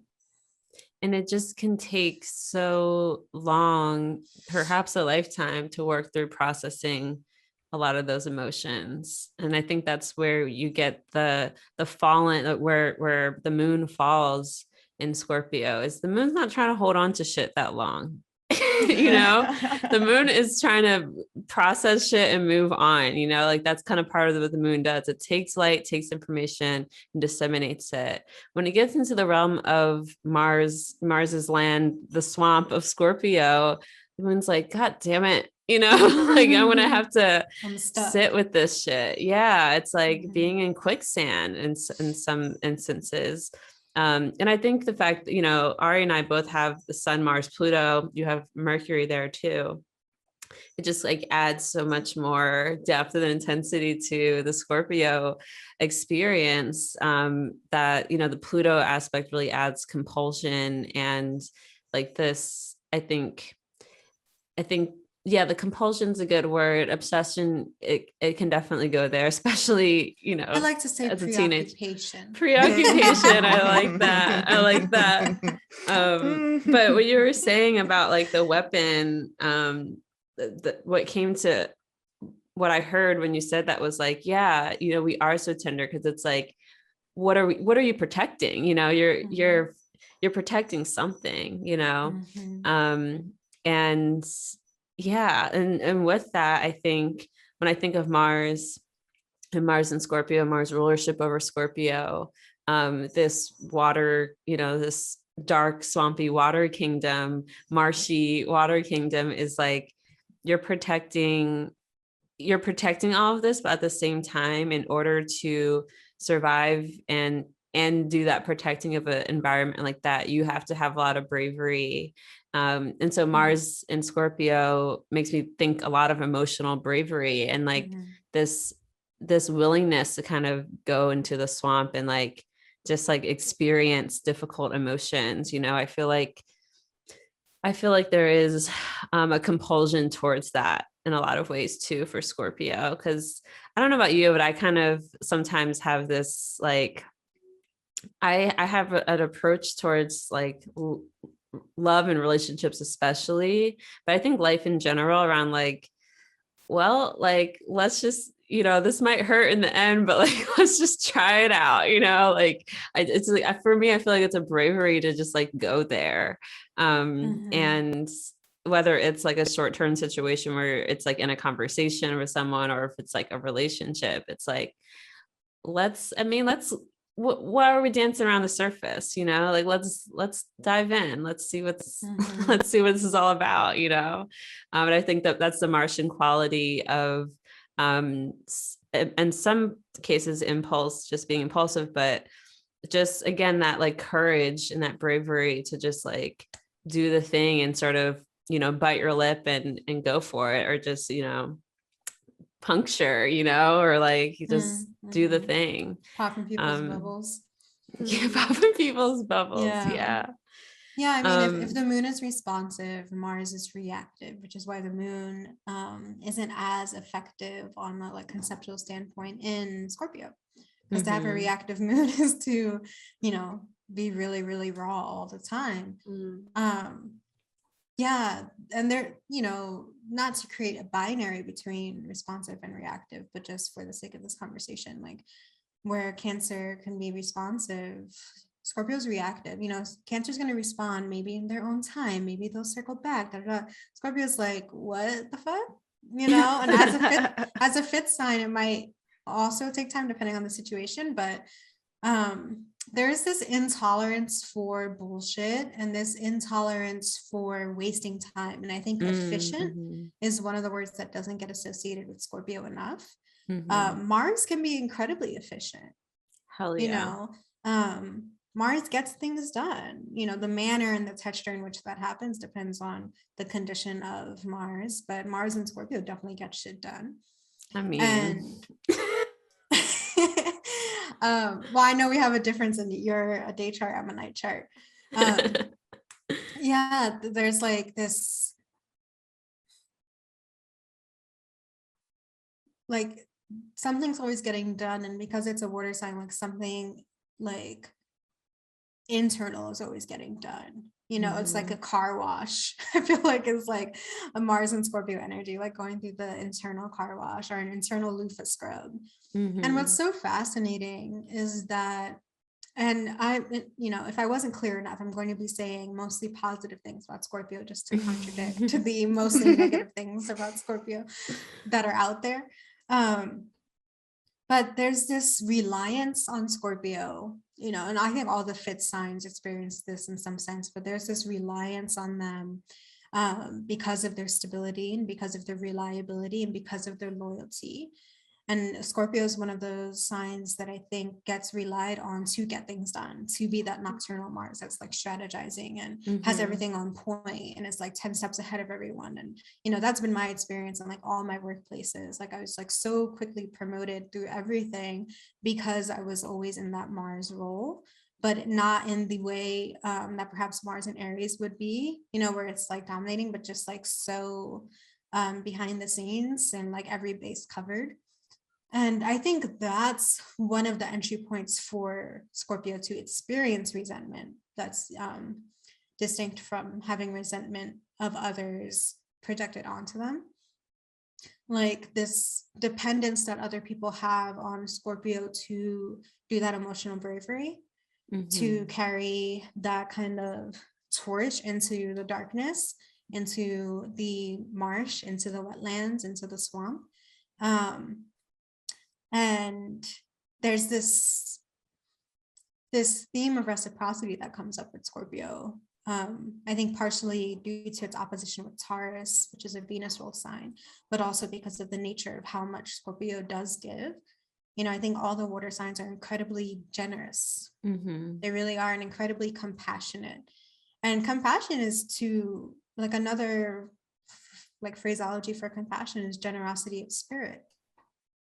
You know, and having access to water, embodying water gives you access to that ocean. Venus is triplicity ruler, Venus and the moon. Like, although they detriment and fall in Scorpio, they still have triplicity rulership there. And there is, yeah, exactly that. The compassion, that's what made me think of. It's like the natural caretaking, the urge to, you know, provide or take care of or nurture or just nourish. That word comes to mind so much with water signs. It's just like, we want to nourish you with something, you know. Sustain life, like that's what water does. And I think, you know, where Cancer initiates life, Scorpio sustains it, you know, in a different way with the fixedness. But yeah, being relied on for that with a lack of reciprocity, because that, in the very like binary categories that we'd like to put people or qualities or virtues in, doesn't make sense paired with the intolerance for bullshit and the like necessity and the impulse towards the truth or towards naming whatever is happening or whatever is going on. Like they seem in this paradigm to like contradict each other. And I think that's where Scorpio gets misunderstood. Like, I don't know if you've experienced this like incessant labeling as like a bitch or like something in that category. Mean girl. By certain kinds of people who really are, this is going to be mass generalization, but generally tend to be people who are emotionally mature, emotionally not brave, who are terrified of saying the thing or saying the wrong thing, and who do not know how to sustain, commit, or be reliable in regards to anything, especially interpersonally, especially in regards to the water realms. And so there's this like fixedness and this stature that Scorpio holds as a warrior, as a Mars sign. Like, I feel like Scorpio can breathe underwater. You know, like that would be a way to put it, and that intimidates the hell out of people. We develop gills. Yeah. I mean, scorpions they were water creatures before they were land creatures. It's Wait, really? I think, like, I'm pretty you know, sure. it's like, if you think about like insects and shit. Yeah, they look like lobsters. And lobsters, and the fact that the desert, you know, way back when was like an ocean. Yeah, that's actually a perfect analogy, where people see Scorpio and they see a desert, or they're experiencing a desert, and don't understand that like with that comes the entire history of an ocean and a world that we know before you came to be. Like that type of ancientness that Scorpio has, where it's just like, and I think Scorpio shares this with Saturn in a weird way. I think specifically Saturn in Aquarius with that square, where there's this kind of like, I was born old. Yeah, I was born old, you know, like I was born knowing, like I've been paying attention since I came out the womb, like that kind of thing. And I think not being recognized for that can lead to Scorpio experiencing resentment, but also like other people recognizing that. And the terms jealousy and envy come to mind, and other things that get projected onto Scorpio a lot is like other people's jealousy and envy about the capability of Scorpio in regard to these matters. Most people, like, why do most people get therapy or get coaching or get mentorship or get support? Is because they want to be emotionally brave. They want to be able to take charge of their interpersonal life. They want to be able to have the stamina to go after what they want. And when you have that inherently, can make people uncomfortable. Oof, a word. Taylor, do you have thoughts, comments? Say good things, Taylor. I'm kidding. Yeah, right. I know. Okay, no pressure, super casual. I kind of took little pieces of, I think, things each of you have said while I was weaving my thoughts together. And Kirah, the word willingness was definitely on my mind, and like willfulness, and will, like will as an entity. Hell yeah. And going back to Steph pointing out the retentiveness of water, like the memory of water, and Ari talking about that when Scorpio is hurt, it remembers that pain. And I love the fixed mind of Scorpio and that like retentive ability.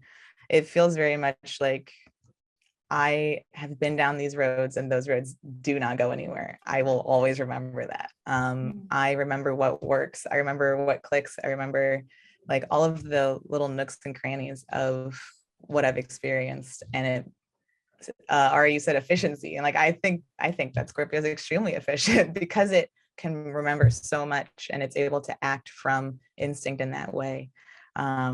And thinking too about all that Scorpio does and that sort of expectation. It's true, like Scorpio is that land creature that can weave between different elements, and really it's just air that Mars isn't like really doing amazing in, but in all the other three signs, it is in domicile or exalted. And so it's scary to see a sign that can move around spaces like that, where we are kind of here on the surface. And when you're in the room with a Scorpio, my partner has a Mercury and Venus in Scorpio. So I'm always like, I've learned so much from you, just how you absorb, and like, you're not saying anything, and yet everything that's happening right now. And yes, that can be absolutely terrifying if it's not something that you can equally kind of be willing to match in the intensity or in the drive. And so I have a lot of respect for Scorpio, especially because my Taurus is in Mars opposite. And so I am usually down here just sort of like, and like, yawn. And because my Mars is opposite my Pluto, I feel like I am just, and then all my Pisces stuff is trine my Pluto. I feel like I'm very drawn to deep Scorpio energy in a way that's supposed to confront me, and that makes me very uncomfortable.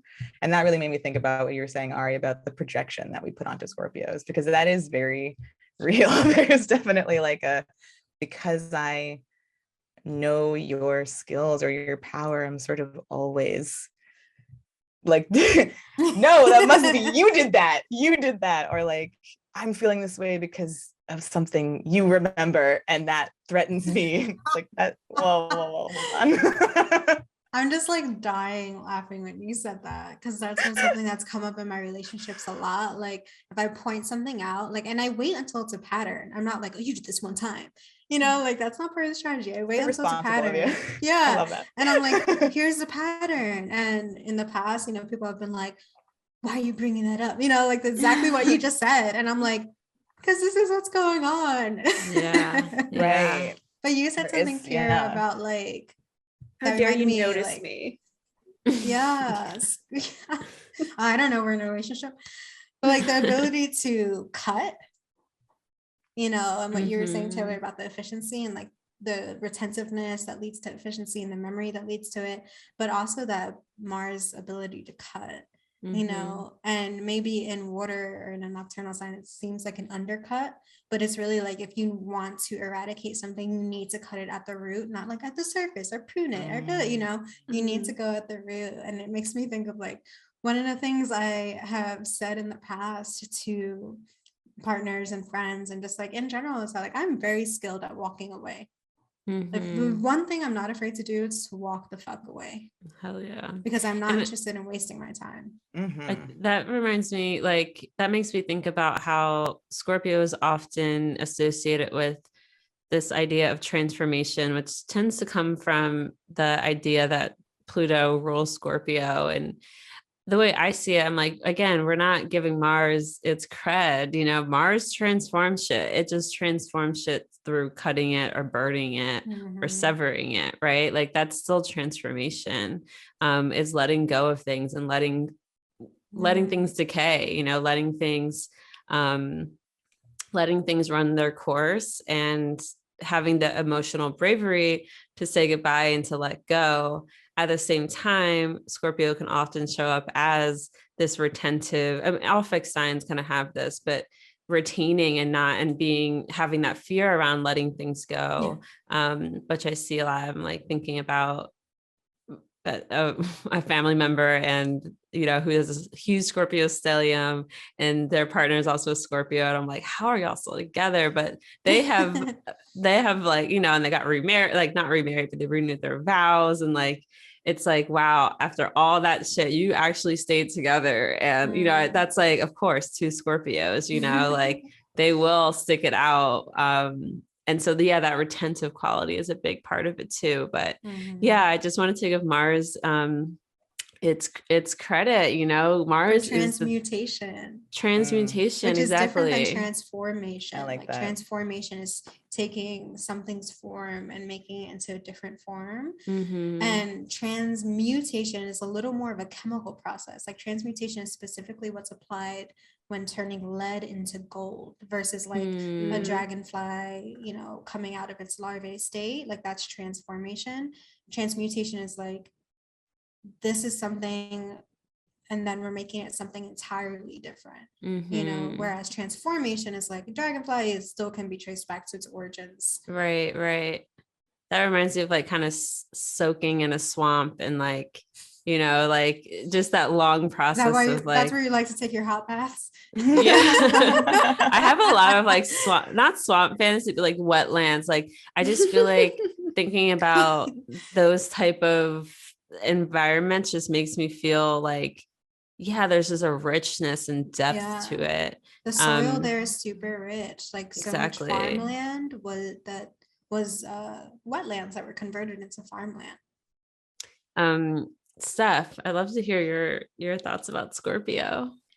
Well, Ari, when you were talking about how sometimes like Mars and Scorpio doesn't get enough credit for how much it's doing all the time, it just kind of made me think of how Scorpio is, you know, getting stuff done. Like tenaciousness is what gets things done a lot of the time. And sometimes tenaciousness looks still or static when it's in the process of doing, because you're kind of holding and sustaining that effort. So when I think of Scorpio, I think of tenaciousness and I think of playing the long game. And I definitely really admire that ability to kind of always see like 10 steps ahead. I always think of like, you know, the martial quality of Scorpio as being kind of like a chess player. I thought Queen's Gambit was like the most Scorpio shit ever. And it's funny because like I think that her character actually had like a birth certificate in the show, and when you looked up her chart, she was like a Scorpio moon, Scorpio sun, like I think she, or something like that. I forget. But yeah, just this idea of like being able to kind of like understand who you're up against, understand what you're up against, and being able to kind of understand it better than they do, so that you can kind of outmaneuver them. And yeah, so it's like Scorpio doesn't really care about winning like a petty battle. They want to come out on top 10 years from now, and they will let you think that you're winning. I also really like that idea of like how Scorpios kind of love it when you think that they're a certain way when they're really not. And I feel like some of the Scorpio people that I've actually encountered don't have that like stereotypical like scary goth like dark whatever mysterious, like they just look really really normal and boring on the outside and they will let you think that there's like nothing going on below the surface. It just kind of reminds me of like I had a reading with someone like a long time ago, and this person was like a Scorpio rising, and I was trying to be like, oh, like okay, so there's this, does that sound right? And like she just wouldn't tell me Nothing. anything. They're the She was hardest. like, Scorpio yeah. risings are the hardest people to read for 100%. She's just like, yeah, I guess so. Yeah. And then You're afterwards they'll be like, "Hey." oh my God, that reading was I'm like, you like that? Because I thought that you thought I was like, you know, inept, like not good at this at all. Yeah. Yeah. I also think I really kind of like the quality of Venus being in detriment in Scorpio, because I think that Scorpios are really averse to pretentiousness and just kind of like putting on airs and just that kind of like fake stuff that's required sometimes in polite society. Like the Scorpio is just kind of like, no, Yeah, I'm not gonna do whatever. Small talk. I'm not gonna go out of my way to make you like me. I don't need. I mean, yeah, it's called kissing ass. I'm not here for it. I'm not gonna go out of my way to be palatable to you. Like I don't need to like what everyone else likes. Yeah.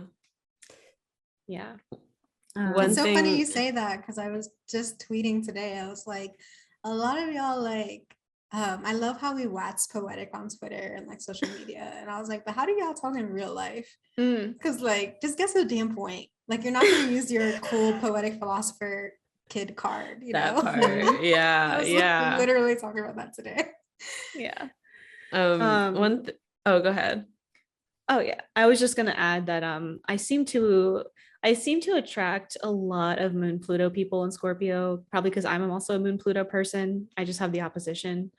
And it's just like I've noticed kind of a trend, because we've been talking a lot about retentiveness, and that's something that I've noticed over and over again about just how they just like things kind of get lodged inside. And for a lot of people with like the moon in Scorpio, especially conjunct Pluto, it seems like objects hold a lot of emotional resonance to the point where like every object around them has a memory attached to it.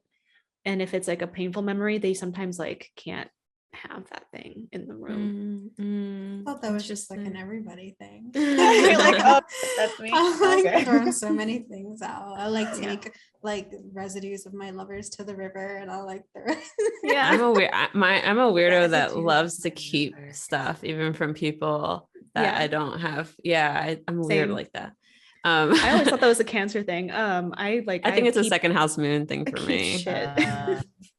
Yeah. One more thing I wanted to just quickly note about Scorpios there's something really magnetic to Scorpios and Scorpio energy too, that I feel like is maybe the Martian quality of like, you know, like maybe it's like a bad boy thing. I don't know, like a little bit of like this element of like hidden danger that's like exciting maybe, but there's this magnetism in this charisma, I think, that a lot of Scorpios have. Thinking about a lot of Scorpio actors and stuff, you know, like Leonardo DiCaprio and just like, I don't know, Ryan Gosling, just like this suave, you know, I think that's what drew my mom to my dad, you know, like my dad's a Scorpio. My mom we all have Scorpio placements. My mom has Venus and my sister has the moon. I obviously have mine. And so, yeah, it's like, I think just this like quiet magnetism and charisma. And at the same time, magnets, they go both ways, right? You can either be extremely attracted and drawn to someone or super repelled. And I think especially millennial Scorpios with Pluto and Scorpio, we experience a lot of that, like attraction, repulsion. Like there's some people that just don't want to be around you, you know, and they just can't deal with your energy because it intimidates them and the power. And it's just like, and I think we learn from a young age of like, yeah, that's just how it is. And I tend to not like hold that against people unless they start to act funny about it, and like start crying when I'm around just because I'm around, sort of thing. Has that happened to you a lot? Oh, yes. Oh my yes. God. I get so many people so intimidated by me for literally no fucking reason. I worked at So fucking funny. Applebee's. I was like 17, literally the least intimidating I've ever been. And like I was on the host staff at first, and there was like a couple other hosts or whatever. Maybe there's like 5 or 7 of us or something.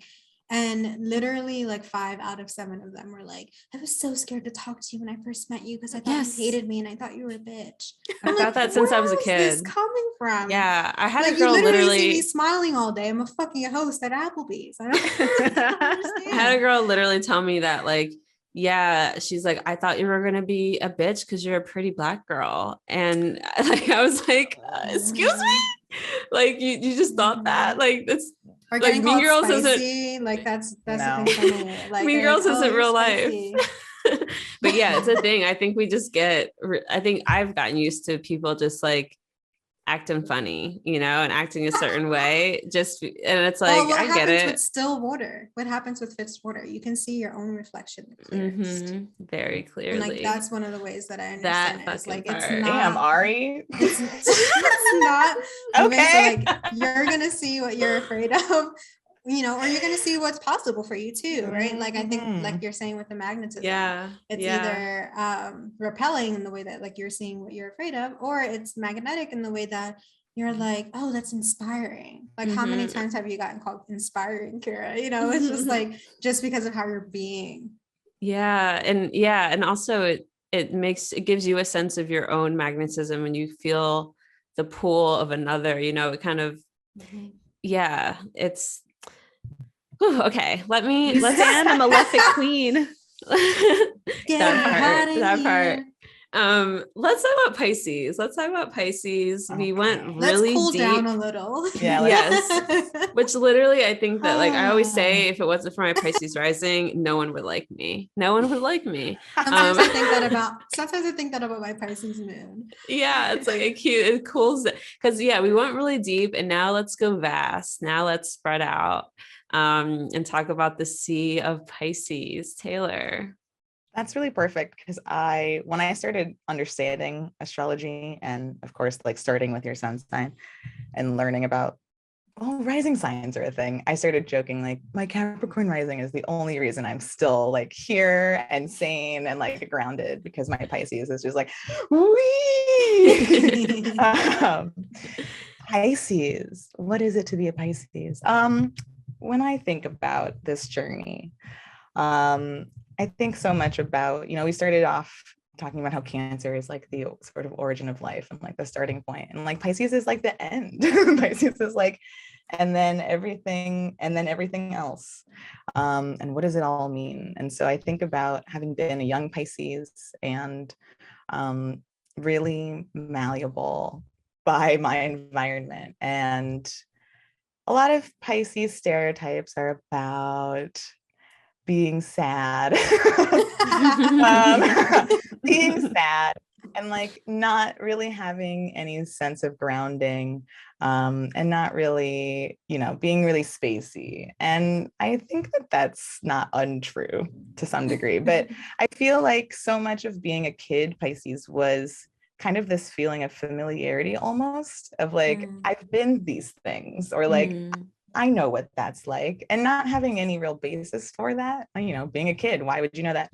But there's just some sort of connection that goes beyond rationality or time, or logic, that is sort of like, I feel like I've been here before, or I feel like maybe I've experienced this. And that's where I like to think about Pisces being sort of the last of the signs and made up of everything before it. And it's sort of like, I've swam through that a little bit, and so I might know what that's like.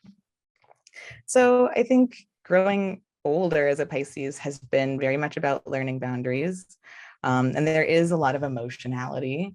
And thinking back to what Steph started us off with in terms of the memory of water, I feel like a lot of what Pisces remembers is feeling. Like there's definitely a lot of memory.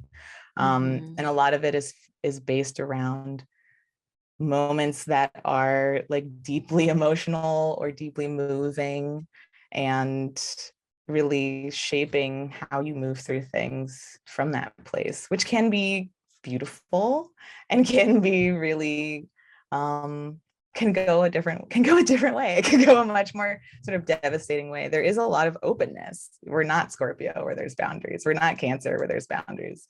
It's true. It's just like, it's very much the ocean. What goes into the ocean? Everything leads to the ocean. Things that we dump on the ground here end up in the ocean miles away. And that is definitely true for a Pisces. I think there's a lot of collected imprints that, do they come from you? Do they come from outside of you? Was it a feeling that moved through you? And so I think there can be a lot of uncertainty, especially as a young Pisces, kind of like, what am I? What am I? What am I? I just met you. And so I connected with some of who you are. And that made me think more about who I am. And now maybe I am that, and maybe I'm not that. And that's going to be something that I start to grow around.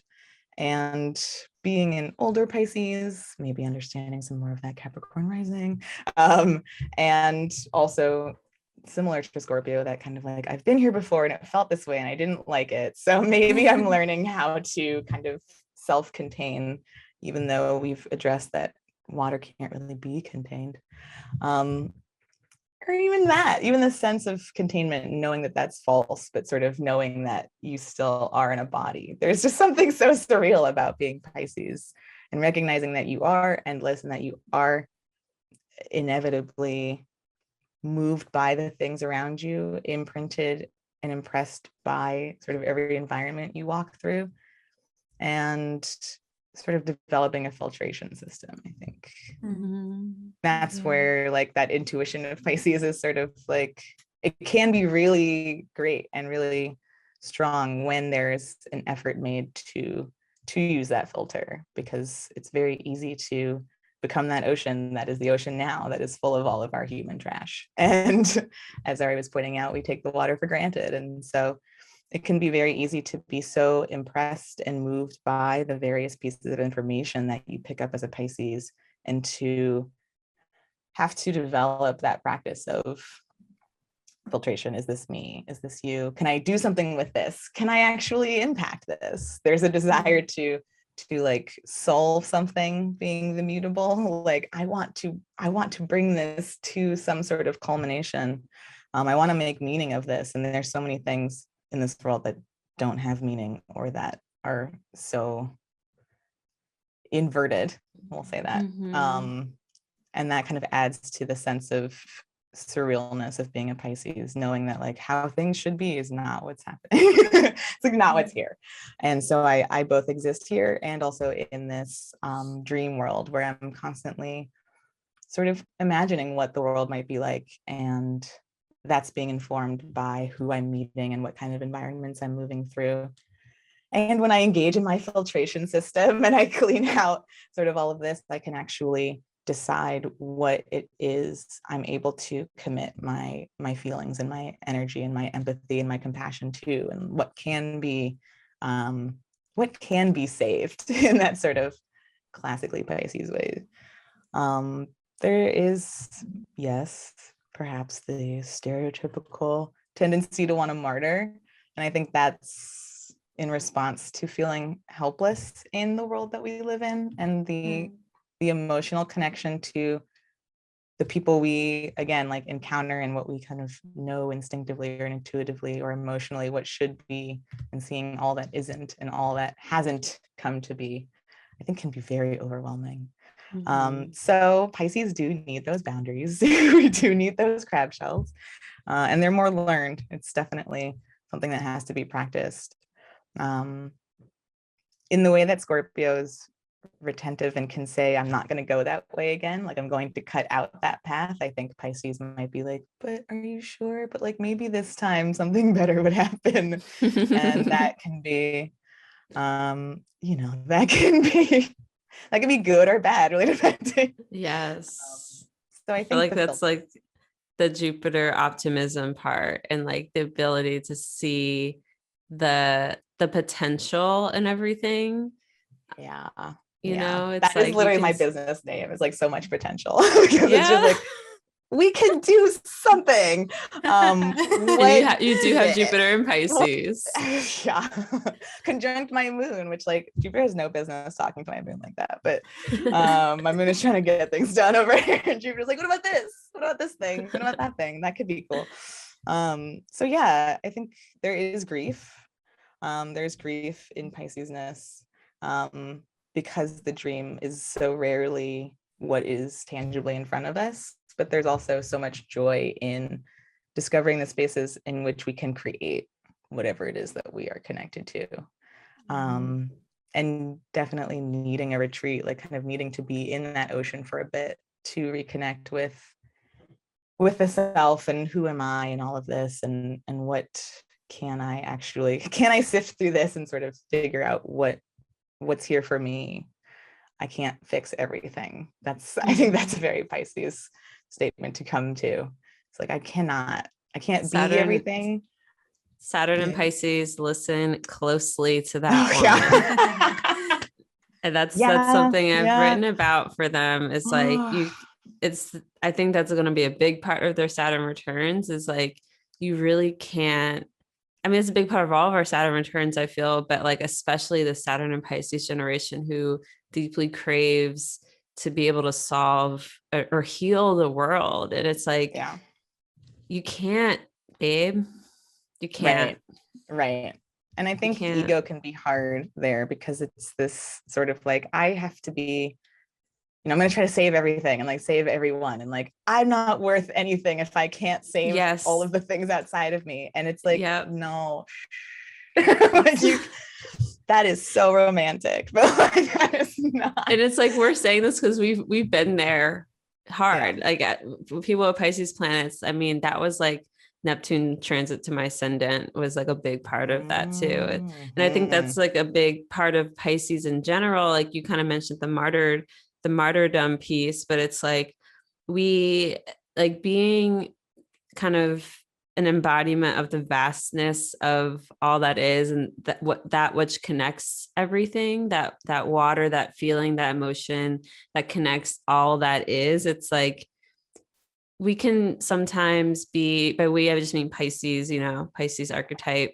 can almost be sometimes too willing to be poured into and too willing to like accept, to hold all of that for everyone and everything. And it's like, got it, but you are a human being in this lifetime on this planet. Like you can't do it all.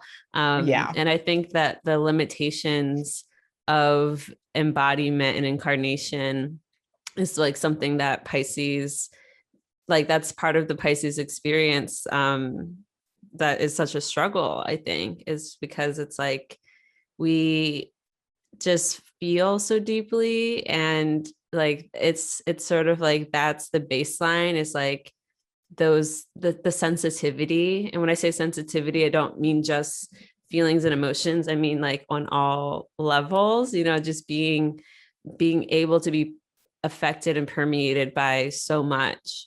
And so being able to, boundaries is the lesson, is it. And that's like been coming up a lot in readings I've received lately. They're just like, you just have to have more boundaries. And I'm like, can y'all stop saying that? Right. I'm trying. For me. Yes. Like, I don't want to. That's the Jupiter part. It's like, you don't want, it's really scary. I think the idea of boundaries, because it's like, what am I going to be missing out on? What am I going to, it's just so antithetical to Pisces to like have boundaries. Cause it's like, no, but boundaries don't exist. Like, what are you talking about? Like, it's absolutely. It's a mind fuck. So real. It's real. And it's like, we know how much boundaries don't exist. And to the point where, I mean, at least for me, like I can certainly be really stubborn about like, no, like this is a lie. It's like, no, this is structure. This is okay. Like it's like, this is what we call structure. And yeah, absolutely. I think it's this feeling of like, I want to, it's not fair. There's like a not fairness to the world that I think a Pisces really wants to somehow be everything to solve. And it's like, if you don't have a body that you are taking care of, you're not going to help anybody, actually. You're going to float away. And everyone's like, where'd Taylor go? She was nice. She used to be cool. And it can feel really overwhelming. I think especially and you made the point of like, Neptune crossing your ascendant as a Pisces rising. I think for the Pisces who have had Neptune in Pisces like this whole time, it's just sort of like, who am I? And I have Neptune on my ascendant natally, and then had Neptune moving through, have it still moving through my third house. So it is this constant like reforming of self in the wake of the water of the world and everything that changes and everything that I'm open to and everything that pours into me.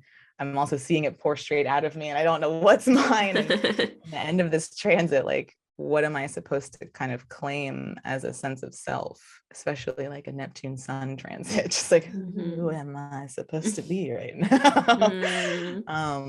And so, yeah, I think it's necessary to find some sort of boundaries, absolutely, and to learn some sort of grounding. To recognize the limits. There do need to be limits, and it can feel really difficult for Pisces to be limited. And it feels like if I limit this, then I'm holding back something, but that's also like important. Holding back some potential. I think that's a big part. It's like the potential. It's like, but this could maybe be something one day. Yes, absolutely. If I could just. So there's a sense of peace that kind of has to come through that process, I think. Yeah. Steph, thoughts on Pisces? Well, I think Pisces, like I think it's interesting how like on one hand, like Cancer is like the only sign where both malefics don't do good, but then Pisces is the only sign where both benefics do good. And so that just kind of makes me like, it just kind of, think about like what people with like a lot of Pisces placements are like. They're some of the most like universally liked, charismatic people. Like everyone loves them. They just have a way of connecting with everyone around them. They have a way of striking a common chord with everyone they meet. And I think that has kind of a lot to do with what you were saying, Taylor, about just being able to kind of recognize yourself in everything. You're like, oh yeah, I know what that's like. I know who you are. I know what you're like. I'm all of you. Like, so I think there is like a huge generosity with Pisces around acceptance. And I know you mentioned how that acceptance can be kind of problematic. But I also think, Pisces is large enough to contain it all. Like, I think that's the kind of like Jupiter in a water sign, is that like, all of the water kind of comes together and amasses itself. You become bigger so that you can contain your whole experience and kind of contain the experience of other people, and find space to accept it in. So I think of like Pisces as being kind of that, of just kind of like, you can come into the pool too. This experience that I had, like, that I didn't really like it can come in. It's all good until it's not. Right. I love that. Yeah. So I feel like Pisces is about this experience of love in a way, like this, like, both benefics doing really well. Venus being in Pisces. Venus in Pisces is very like love without borders. And about how like Mercury is in fall in Pisces. So it's like, love doesn't make sense necessarily. Yes. It's not logical. Never will be. I love that. Yeah.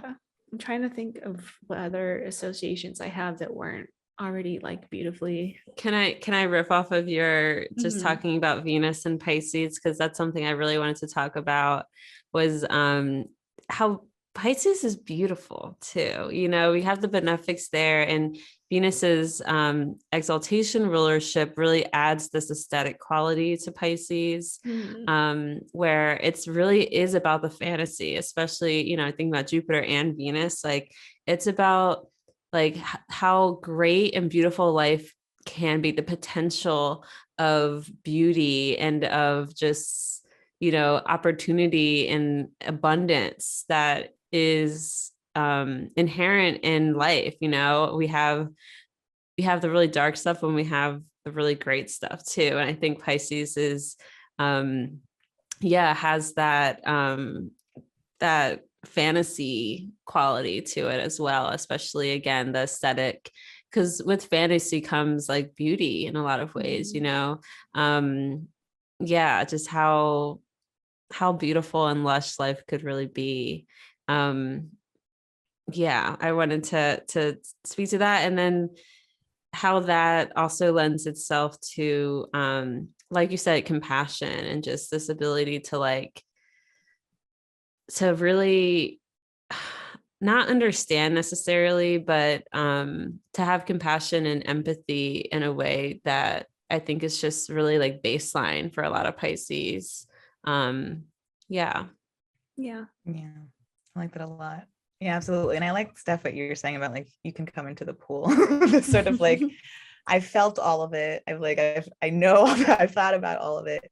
I don't want it, like forgiveness seems like a really weird word to use, but it is sort of this like I can let that slide. Like it's not in the grand scheme of things, that's not going to be a huge deal, and like I can make space for that, or I can understand where you're coming from, and like absolutely you can hang out, you're fine here. And thinking like, back about go ahead. Sorry, I was just gonna say Jupiter in Cancer is like everyone gets fed. Jupiter in Pisces is everyone can come in. I like that. Yeah, absolutely. I like that a lot. And thinking back to what you and I have gone back and forth about now, Steph, about the sort of like I'm a little bit of everything. I think when Pisces doesn't feel comfortable with being a thing itself, it projects that onto others by wanting to be that thing for them. And it's this sort of like if I can be a thing that you need, or that helps you, or that makes you feel better, then like that allows me to be here, or like that gives me permission to like be myself. And I think they're coming back to boundaries, there's this notion of like, no, I still need to be my own individual self, and I can certainly step into that fun sort of glamorizing role of like fantasy, and I can do that by will if I choose to, if that's something that I have done the filtering to understand that like that's for me to show up for. But it can be you can get lost in the mask, I think, until you really decide kind of like what purpose the mask serves, and then it can be helpful. Then it's a helpful mask, and then it's fun. But anyway. Ari, our resident Pisces moon. I love how we have sun, moon, rising here of the Pisces. Yeah, I was thinking that. I have Mars too. You have Mars? I thought you had something in Pisces. Yeah, it's Mars one of my favorite North Pisces. I love that placement so much. But yeah, Ari, I'd love to hear your thoughts on Pisces.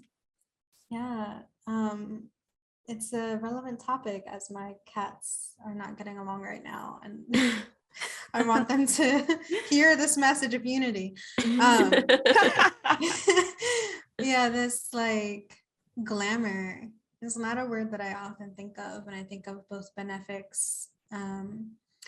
Enjoying to be in Pisces makes me think of glamour, like you were saying, Kirah, the aesthetic.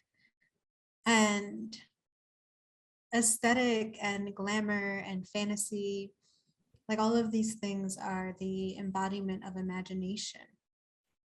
So there's a way that Pisces embodies imagination that can really be unparalleled.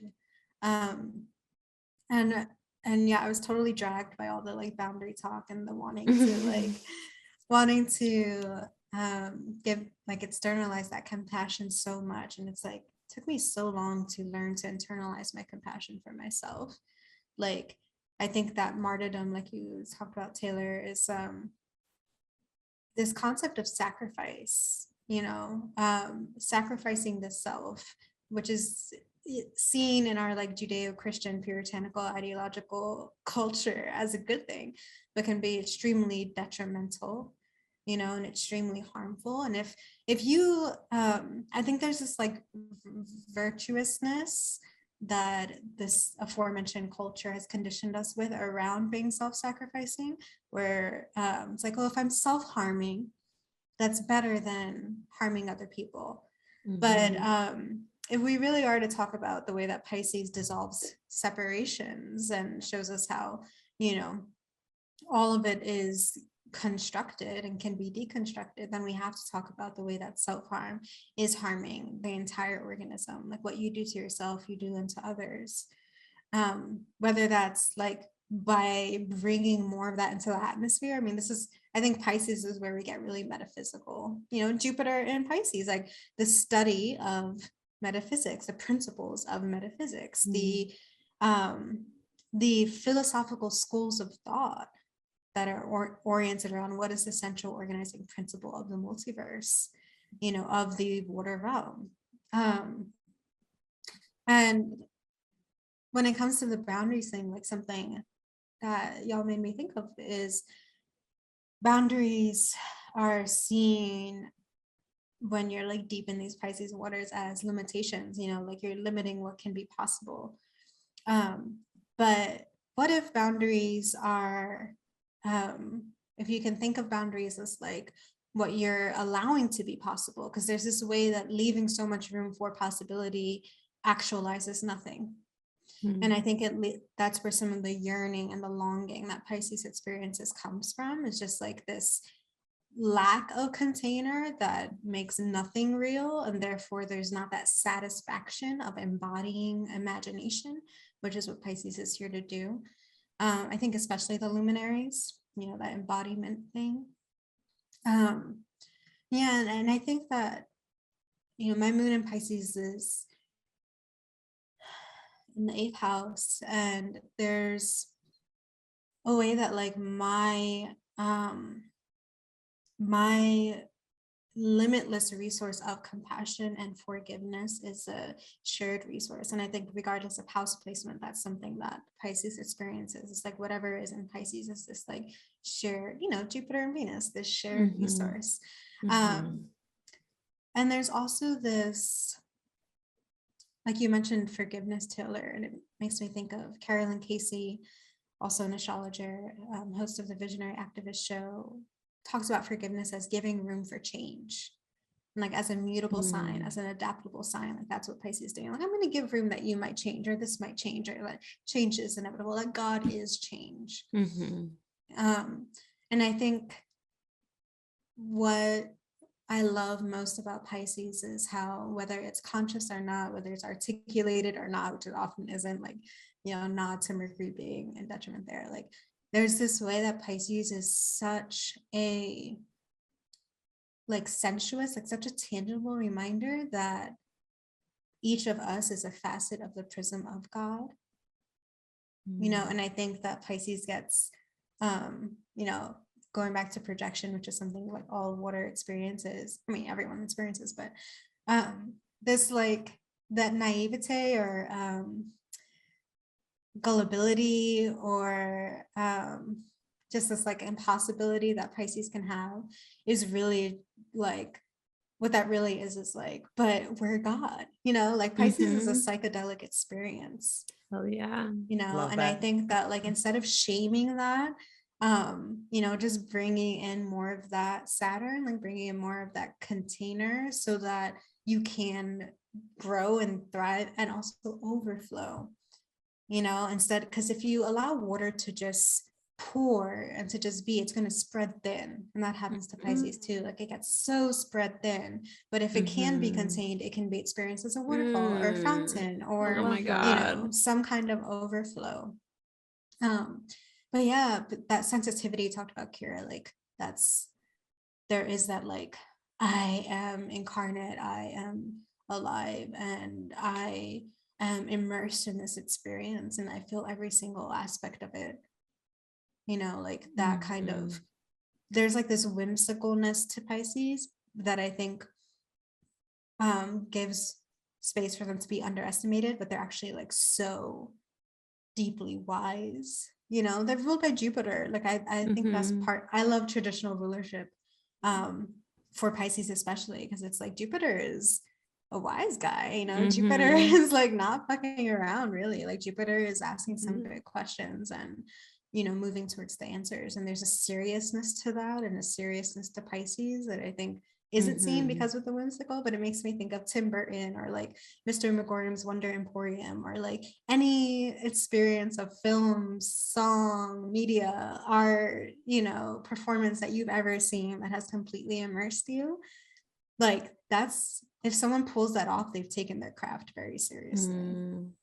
I feel like, to kind of piggyback off of that, there's for sure that under that experience of all that life is, and the multifaceted, multidimensional aspects of life, which gives you both that reverence for both beginnings and endings, and also the magic in life, and just the magic in the little things, and being able to kind of stay connected to that inner child, I think is Everything's a miracle. Yeah, everything's a miracle. Everything can be like, spectacular in its own way. And I think, again, going back to Jupiter's rulership of Pisces, I feel like Jupiter being ovarious formed, from whom all nature springs, like Jupiter can be the big all-powerful presence that connects us all and is kind of looking down on us, or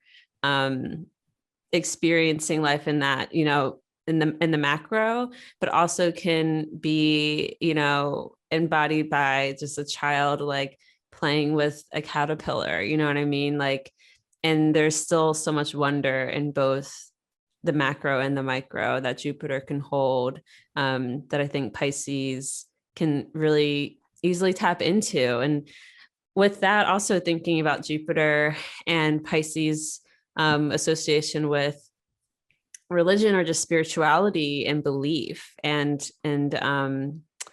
faith, I think is a really big one. I think Pisces has this connection to faith, and having faith that there's something more than this, there's something bigger than this, this incarnation, and holding on to that too, and having faith in people, having faith in just that, again, there's potential, there's, God is change, like things can change, it doesn't have to be this all the time. And again, just Jupiter being that element of moisture that can bring people together, that can bring people together and unite people under shared emotional experiences, under shared feelings. Whereas I kind of think of Jupiter and Sag as like kind of inspiring people, bringing people together under similar beliefs, under a more inspirational sense. But with Pisces, it's like, no, we feel like it's a feeling, it's a emotion, it's like this very visceral experience of God or oneness that really unites folks under that. I likened it in my, I feel like I wrote this recently, but I was saying how like Jupiter in Sagittarius is like a fiery sermon, and then Jupiter in Pisces is like the Buddha holding up a flower silently. I love that. Yeah, that's so deep. Yeah, because it does make me feel like that. It's just like life can be so simple, like love can be so simple. Like that's kind of what I think of symbolism versus the demonstrative, like the demonstration of like the intellect that like Jupiter and Sag can have, of like explaining, and Jupiter and Pisces is like a sigil, or like a symbol where it's just like there's so much, there's all the complexity has been simplified and distilled to this thing, and this, like, again, facet of the prism is everything, because every fractal is everything, because everything is everything. I love that. Thinking back to what sorry. Yes. No, you go. No, I had a quick thought about what Ari said about, did it float away? It could have flown away. This is on brand for Pisces. Floated away. Yeah, absolutely. Okay, maybe not. Maybe it's gone. That's totally fine. Yeah. I think Jupiter's also a big hoe. Oh yeah. Jupiter's a big hoe. Jupiter is a big hoe. Big old Absolutely. hoe. Hell yeah. Yeah. I mean, we don't talk about Pisces being the horniest sign in the zodiac. But I think that, I mean, yeah, I think Pisces horniness is definitely not talked about enough. Again, both benefics, do well there. That's a wet place, it's a very a fertile space, as are all the water signs, honestly. If you It's that fertile immersion into incarnation. Exactly. And if you just think about the associations, like crabs, scorpions, and fish produce a lot of offspring, like, and again, the association with water and fertility, but those are the most fertile signs. And so that's where we get lots of growth from water signs. But yeah, I think we've been talking for quite some time, and we somehow haven't even taken a pee break, which we we talked about. Amazing. We were joking about. I know. We're yeah. We're being I so think intense right now. We're being so you're Very right. focused. You're right. I wanted to see if you guys, have any sort of messages to the world from either your sign or just as a water sign, like what do you want the world to know about us? Anyone can hop in. I think I can just start really quickly by saying there are multiple types of intelligences, and the type of intelligences that water signs have are just as valuable as the type that tends to be more,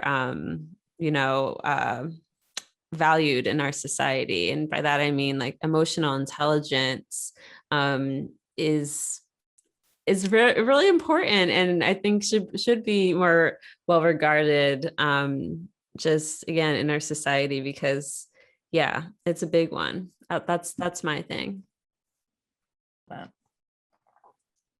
Something I was thinking of was how much water it takes to produce anything. Like it takes so much, it just takes endless water to, and like we see this now since we're talking about fast fashion, perhaps as an example, but just like, oh, let's actually be accountable for the other materials that we use. But I don't think we recognize that what we've been saying this whole time, that water is so fertile. It's like it takes so much water to get anything else started. Like it takes so much water to yield anything else. It's the flooding of the Nile. The flooding of the Nile and the overflow, absolutely. And so back to that idea of water being something we take for granted, I think maybe my message is like, let's remember that water is where we start, and water is so necessary to move through all of the other realms that we're trying to. Water is what we had before we had spaceships and planes, and water is how we got to everything, really. Yeah. So I think that's my message for today. So your message is how much water it appreciate us, takes. bitches. Listen, for real though. Stop taking us for granted, because we might not, water might not be so available, Absolutely. You might have a drought. Absolutely. Which we really do though, don't we? Right, So, exactly. yeah. Did you plan this for Jupiter's day, Moon's night with Jupiter? No, you guys chose the date. Oh, that's right. Oh yeah. That is right. I thought about that too. I was like, It was just when we were all available. It Yeah. selected itself. Yeah. Magic. Steph, do you have a message to the world from water signs? I guess I would say, if you're afraid of water and all that it pretends, stop ghosting and abandoning yourself, because water can't be contained and it eventually will come crashing in. It'll get you. Yeah. The water will continue to rise. It's gonna get you. The rhythm in the water. I didn't mean for that to sound so threatening. I'm just tired. I love it. But like, let's We're here though. for it. That's Cancer. That's Cancer. Yes, that's Cancer. Yeah, we need Exactly. to remind the people that water is not weak, and like water's powerful. Water's potent. So I like that. Let's threaten them. We're strong. It's time to tell people where they can find you.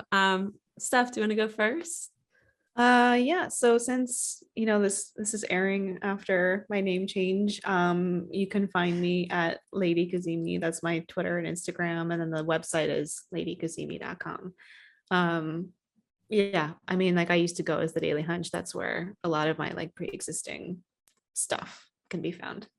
Cool. Yeah. And we'll have links in the show notes too. Yeah. Taylor. Yes, you can find me at that'ssopisces.com as well as that'ssopisces on Instagram and Twitter. Awesome. And Ari. You can find me at saltwaterstars.com and saltwaterstars on Instagram and Twitter. And I didn't get to share my message to the world. Oh my gosh, I'm so sorry. No, don't cry. Ari's All like, yours were so beautiful. Just gonna sneak this in here. Please.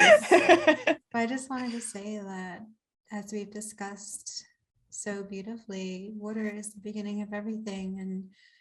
And your relationship to your own emotional life, your relationship to yourself really is the origin point of everything. Don't underestimate it.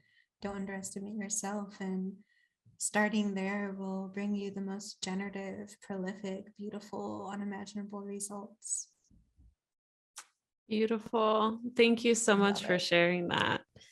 I just wanted to say I wrote a book called Pisces. So if there's any Pisces out there, or if you have Pisces in your life, this comes out and right as Pisces season is beginning. It's a short, quick little book to read, and it's a cute gift for folks too, for Pisces season coming up. Yeah. So you can find that. We'll link, but you can just search Shakira Tabor and Pisces. You can find it on all the major, places that you get books. Find and bookstores it was everywhere. Yeah, it was published by Barnes and Noble, so that's a place you can definitely get it. And yeah, happy almost Pisces season whenever you're listening to this. This comes out like 2 days before. Actually, I think Pisces season begins on the 18th this year. Yeah, so this comes out the day before Pisces season begins. Cute. So yeah, thank you so much for this amazing combo. I love you Thanks for guys. having us.